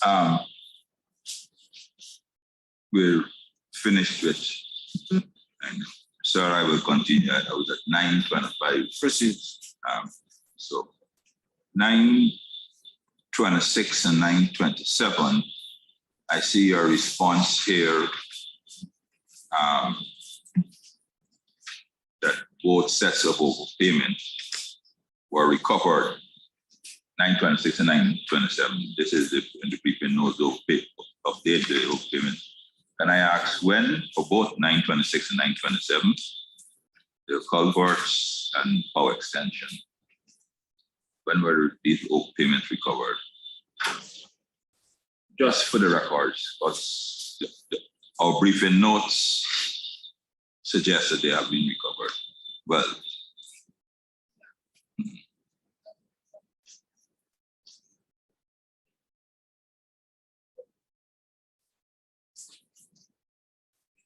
Mr. Chairman, 26 and 27, those projects were completed in the same year. No additional expenses, so that those two projects. I was just Ario, the update, and let me see, the update provided that the monies overpaid were recovered. You were giving a different answer to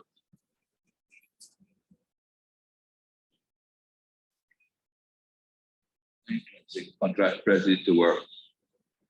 Members, I put the remaining paragraphs. Right. So, well, I have to ask the audit office, because the audit office report, audit office briefing notes, the REO is saying that the work was completed. Your report is saying the overpaid sum were recovered. Your briefing notes, which is a different response. The end result may be the same, but the different response. So can I ask which is correct? The REO is saying that the works were completed. Mr. Chairman, just one correction here. 1 minute.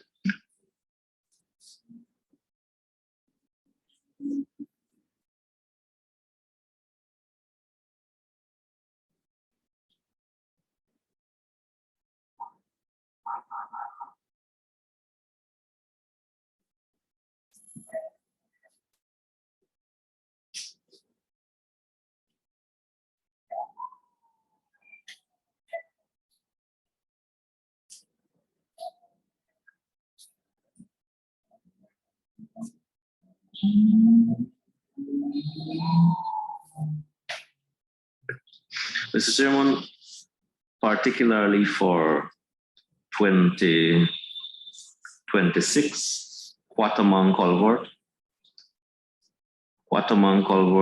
the area was flooded, so the contractor had to hold on the work for a moment. Subsequently, the culvert wall, the head walls were installed. That is for 26.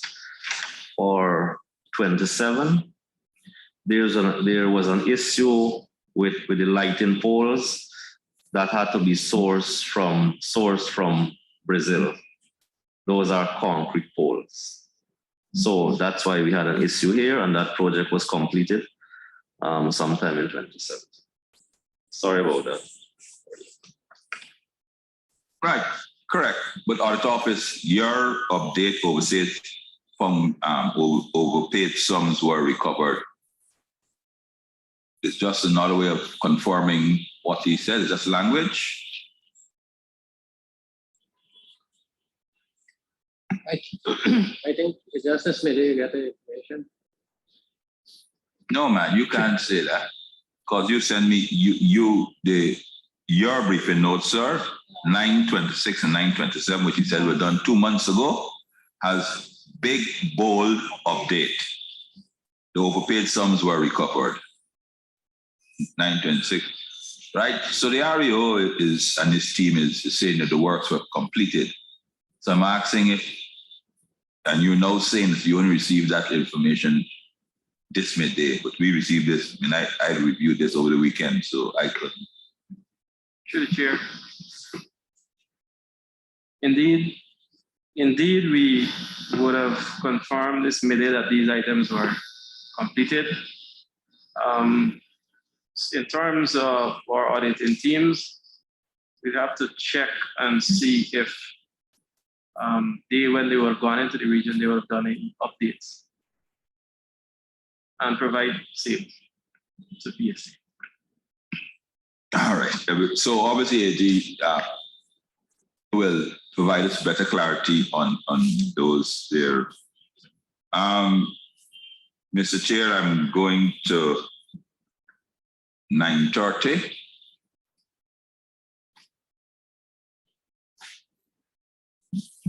Which is to do with overpayment of salaries and the 82,249. I see the audit officer has said that 100,000 from GPSU and $600 from dependents pension fund was refunded. So roughly that leaves about 582,000 outstanding, and these are from the years 2012 to 2015.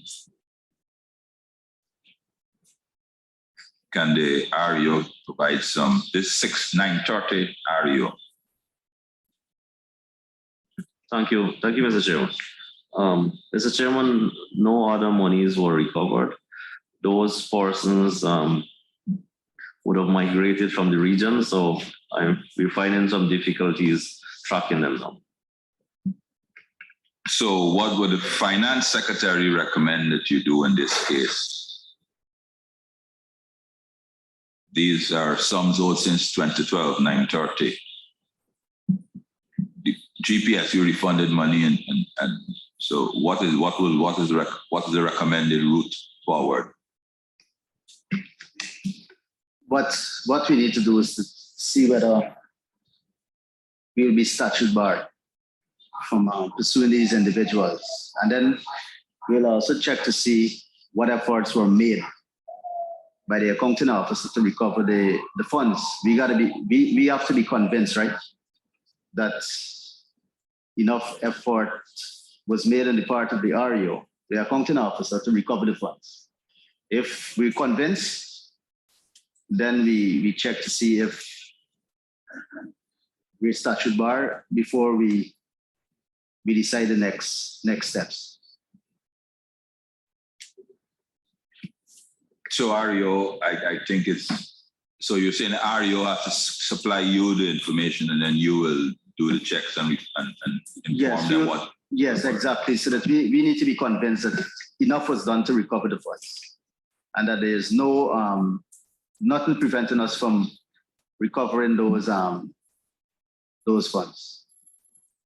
Right. So that's 9:30. Mrs.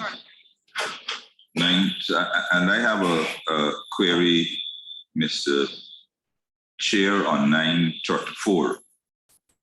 I'm looking for the response from the region. 9:34.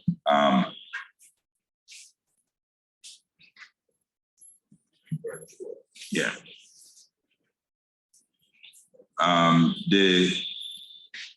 There's a sum of, let me see the exact number that the AG says, 8.4 million that was due in 2010, 2011, and 2015. I have, so can I ask, I have 2 questions or 3 questions on this. Can I ask a current status of this 9:34?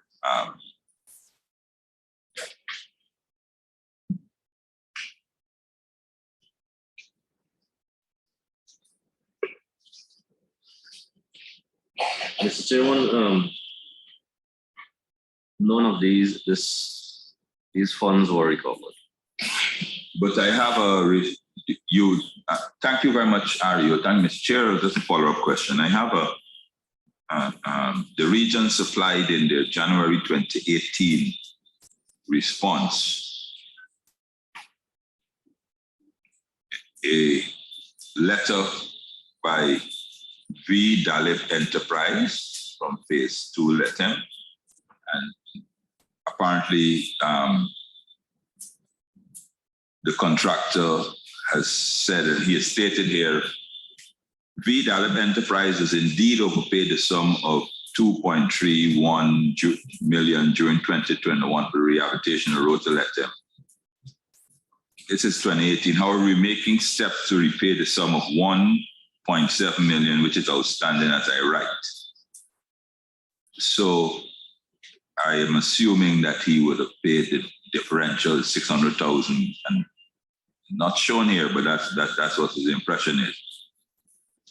Our attempt to bring this matter to closure is hampered by the fact that we are experiencing financial difficulties, etc. We have heavily invested in acquisition of equipment without commensurate awarding of contracts to us. I don't know if you can write that as a justification. In the circumstance, we are grateful if favorable consideration could be given to V. Dalip Enterprises to be awarded contracts that enable us to liquidate our indebtedness before Public Accounts Committee meets to consider the 2016 public accounts. So therefore, we have a contractor who is acknowledging that he owes the people of Guyana since 2011, the sum of $2.31 million. But he's saying unless you give him the region or the true MPTAB or the region awards, that he can't liquidate his indebtedness. So he's acknowledging it, but you're saying that there's no payments was made, even though the contractor acknowledged that he is indebted to the region. Is that your response, Ario?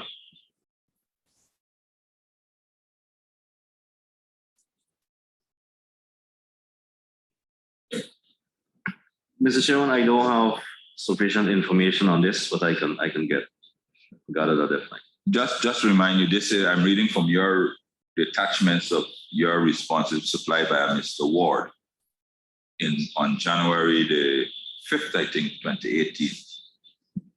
Right? And the contractor, this is a letter here under his letterhead with his signature saying that he acknowledges he's indebted and he wants to pay, but he can't pay unless he wins more contracts. Is that so? Can I ask, has Mr. Dalip won more contracts?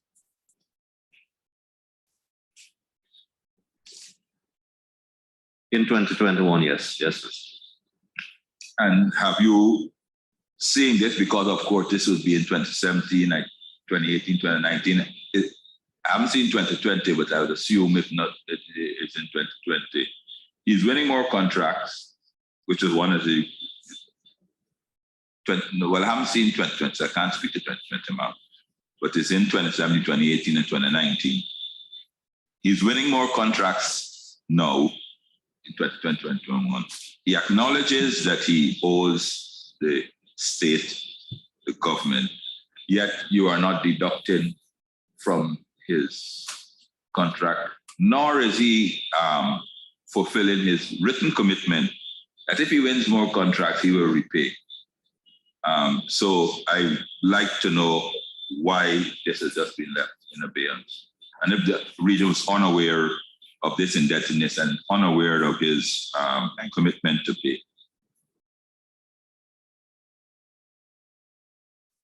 Aria? Mr. Chairman, as I said, I don't have sufficient information on it, but I will get all. Are you aware of the contractor's written? No, Mr. Chairman. No, Mr. Chairman. I haven't. In light of this revelation, what are you prepared to do, given this contractor's commitment, if he is afforded contracts? Which is irrelevant. You overpaid, you're overpaid.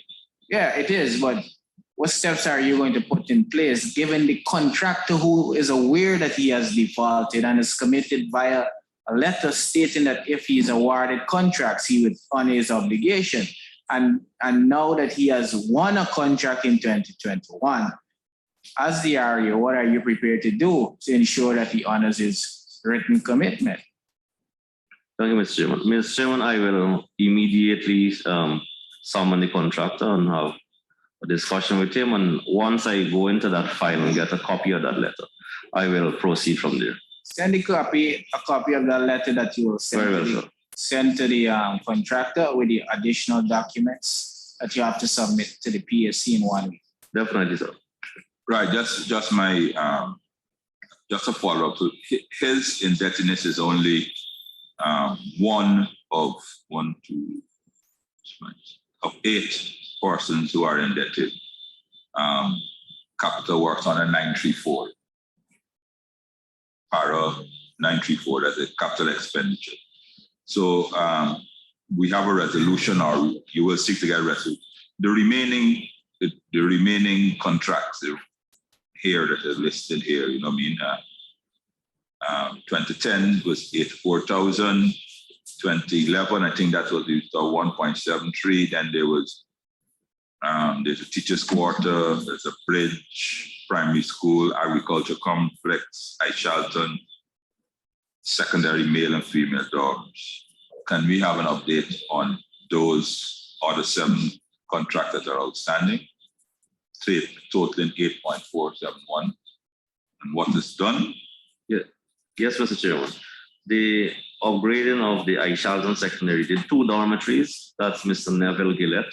He would have been written to. When was he written to? He was written to in 2020 on this matter. He did not give me any commitment that he will repay. The other contractors also were written to on the matter. And they are still winning contracts? No. Have they tendered for contract? Which one? One minute, sir.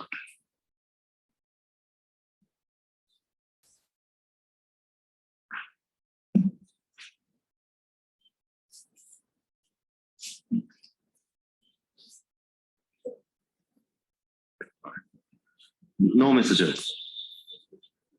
Member Teixeira. I was waiting to ask on 929. And more, my question is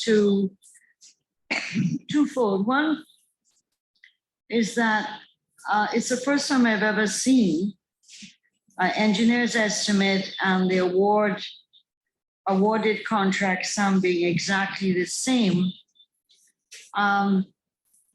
What's it, 9 times, I think it is. And so the notes show that the RDC should submit the engineer's estimate and the tendering and award of the contracts. Was this done? When was it done? And if it was done, what did the Auditor General find out? Because certainly there's a question, the mathematical probability of a contract, an engineer's estimate being matched exactly to the dollar for who got the award is just improbable, not impossible, but improbable. So I think if this warrants an explanation, were the documents provided? Now, when you look at the 2018 document provided by Mr. Ario Ward, it said the regional administration is presently getting up the tender board minutes and evaluation report to submit to the audit office. When you look at the briefing notes from the Auditor General, it says that, where is it here? That, the regional administration, it repeats the same sentence and then it says update, this matter has been resolved. So I would like to know what that means. But from the records, not only if the documents were submitted, what were the findings of the Auditor General? Was it just a fluke 9 times that this happened? Or, and therefore, and if the documents weren't submitted, what is the next step for the Auditor General?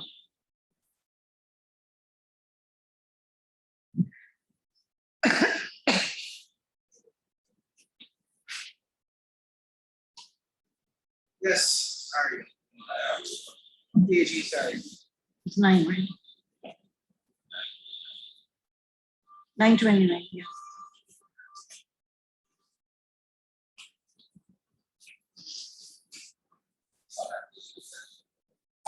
Yeah, but it doesn't make sense. It didn't make sense.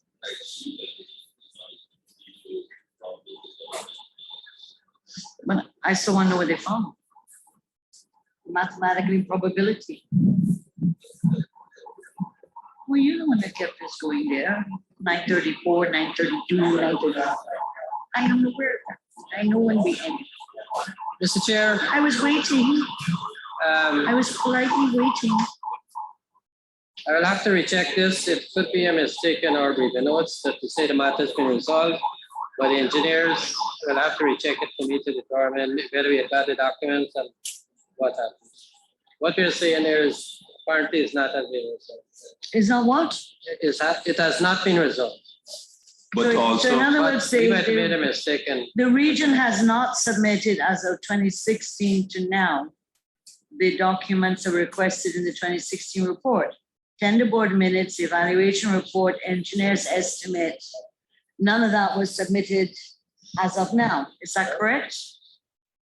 And therefore, if these have not been submitted, my question is that what would make the Auditor General, I mean, I think I know the answer, but what would make the Auditor General flag this? Because this looks a lot of collusion as far as I'm concerned.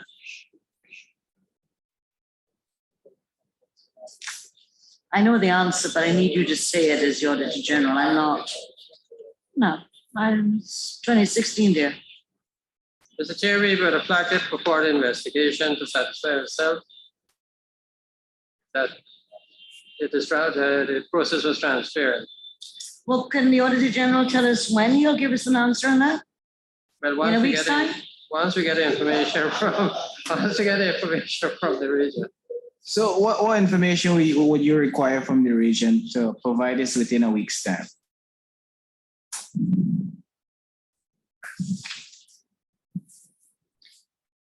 Maybe I can ask the REO when they came to do the audit recently, did they ask for the same information again, REO? 929.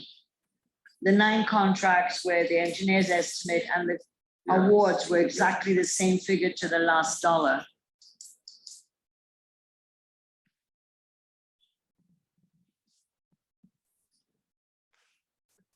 Mr. Chairman, when the auditors came in 2021, they requested these documents, but we could not have come up with them.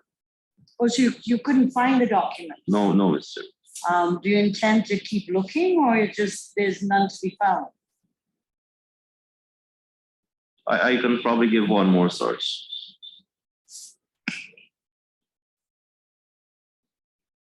Mr. Chair,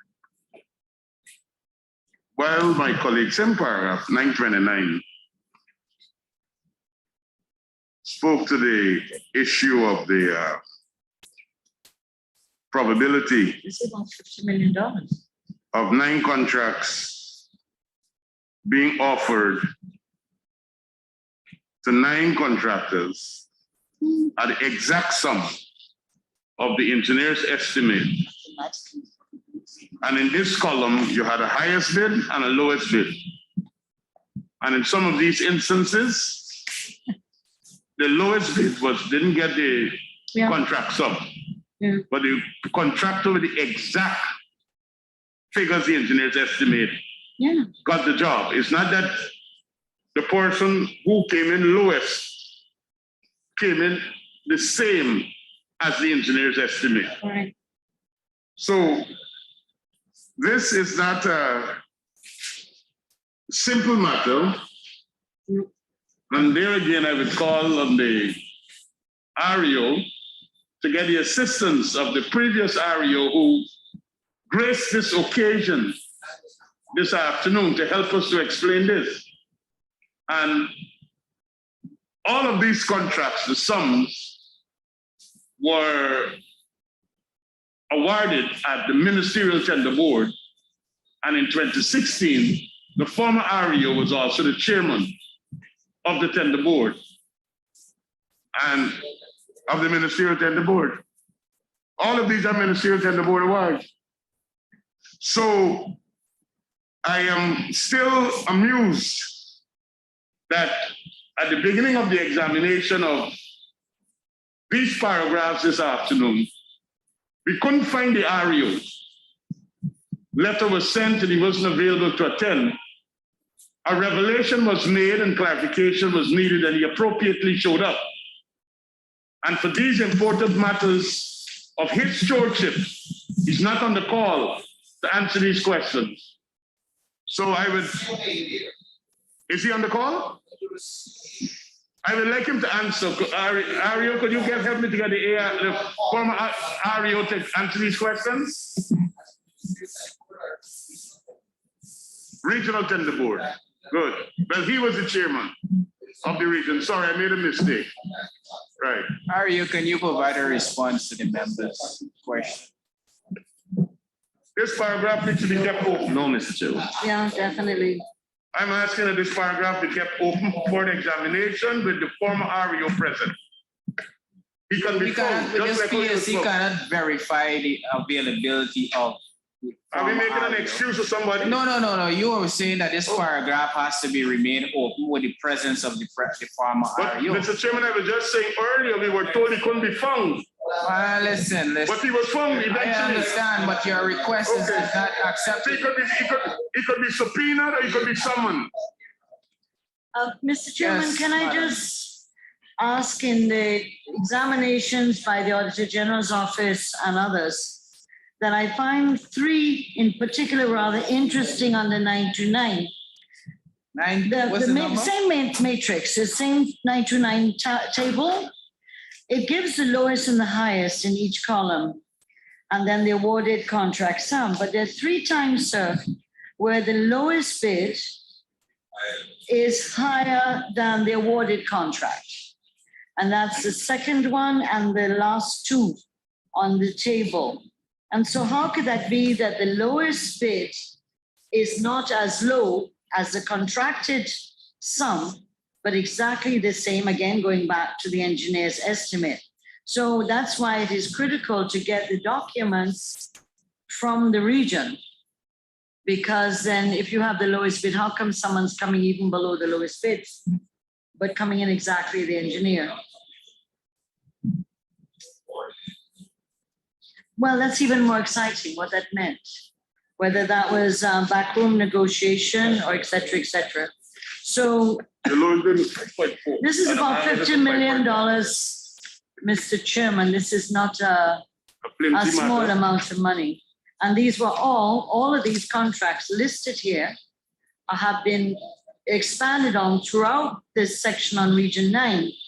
All of these are the ones that cause problems with either overpayment, incomplete, abandoned.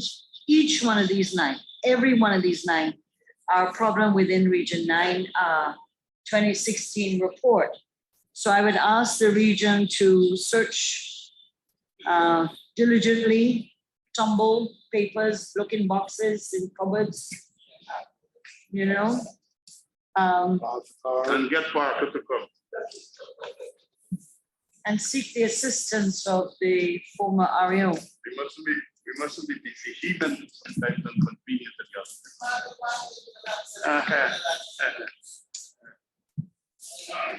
Member I hope you're Siraj. so understanding with other. Thank you, Comrade Chair. 934, there was some amount of discussion here from the chairman, but I also noticed in the accounting officer response that the contractor has since died. And we went through this, I think it's 8 of them. So my attention, or I'm drawing attention of the accounting officer to the last 2, which also, there are 3 high ones here. The road, we discussed that, but if we can know the contractors for the female dorm and the male dorm, these are the 2 big ones. And which one of these contracts, the person who died, Daxton Parks, which one of them he was executed? Yeah, the late, if the man died. Both of them are Gillette. You let them cut in short. So I'll stand down, Mr. Chair.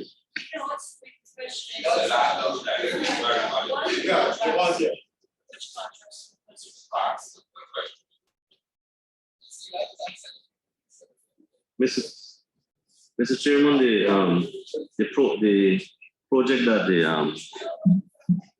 the contractor died from is the construction of teachers' quarters at Murnau, Duxton Parks.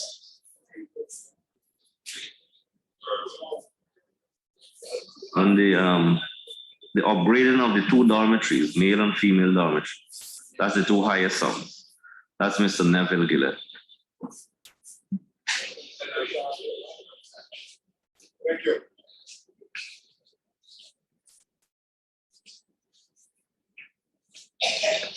Are there any other questions? There being no other questions.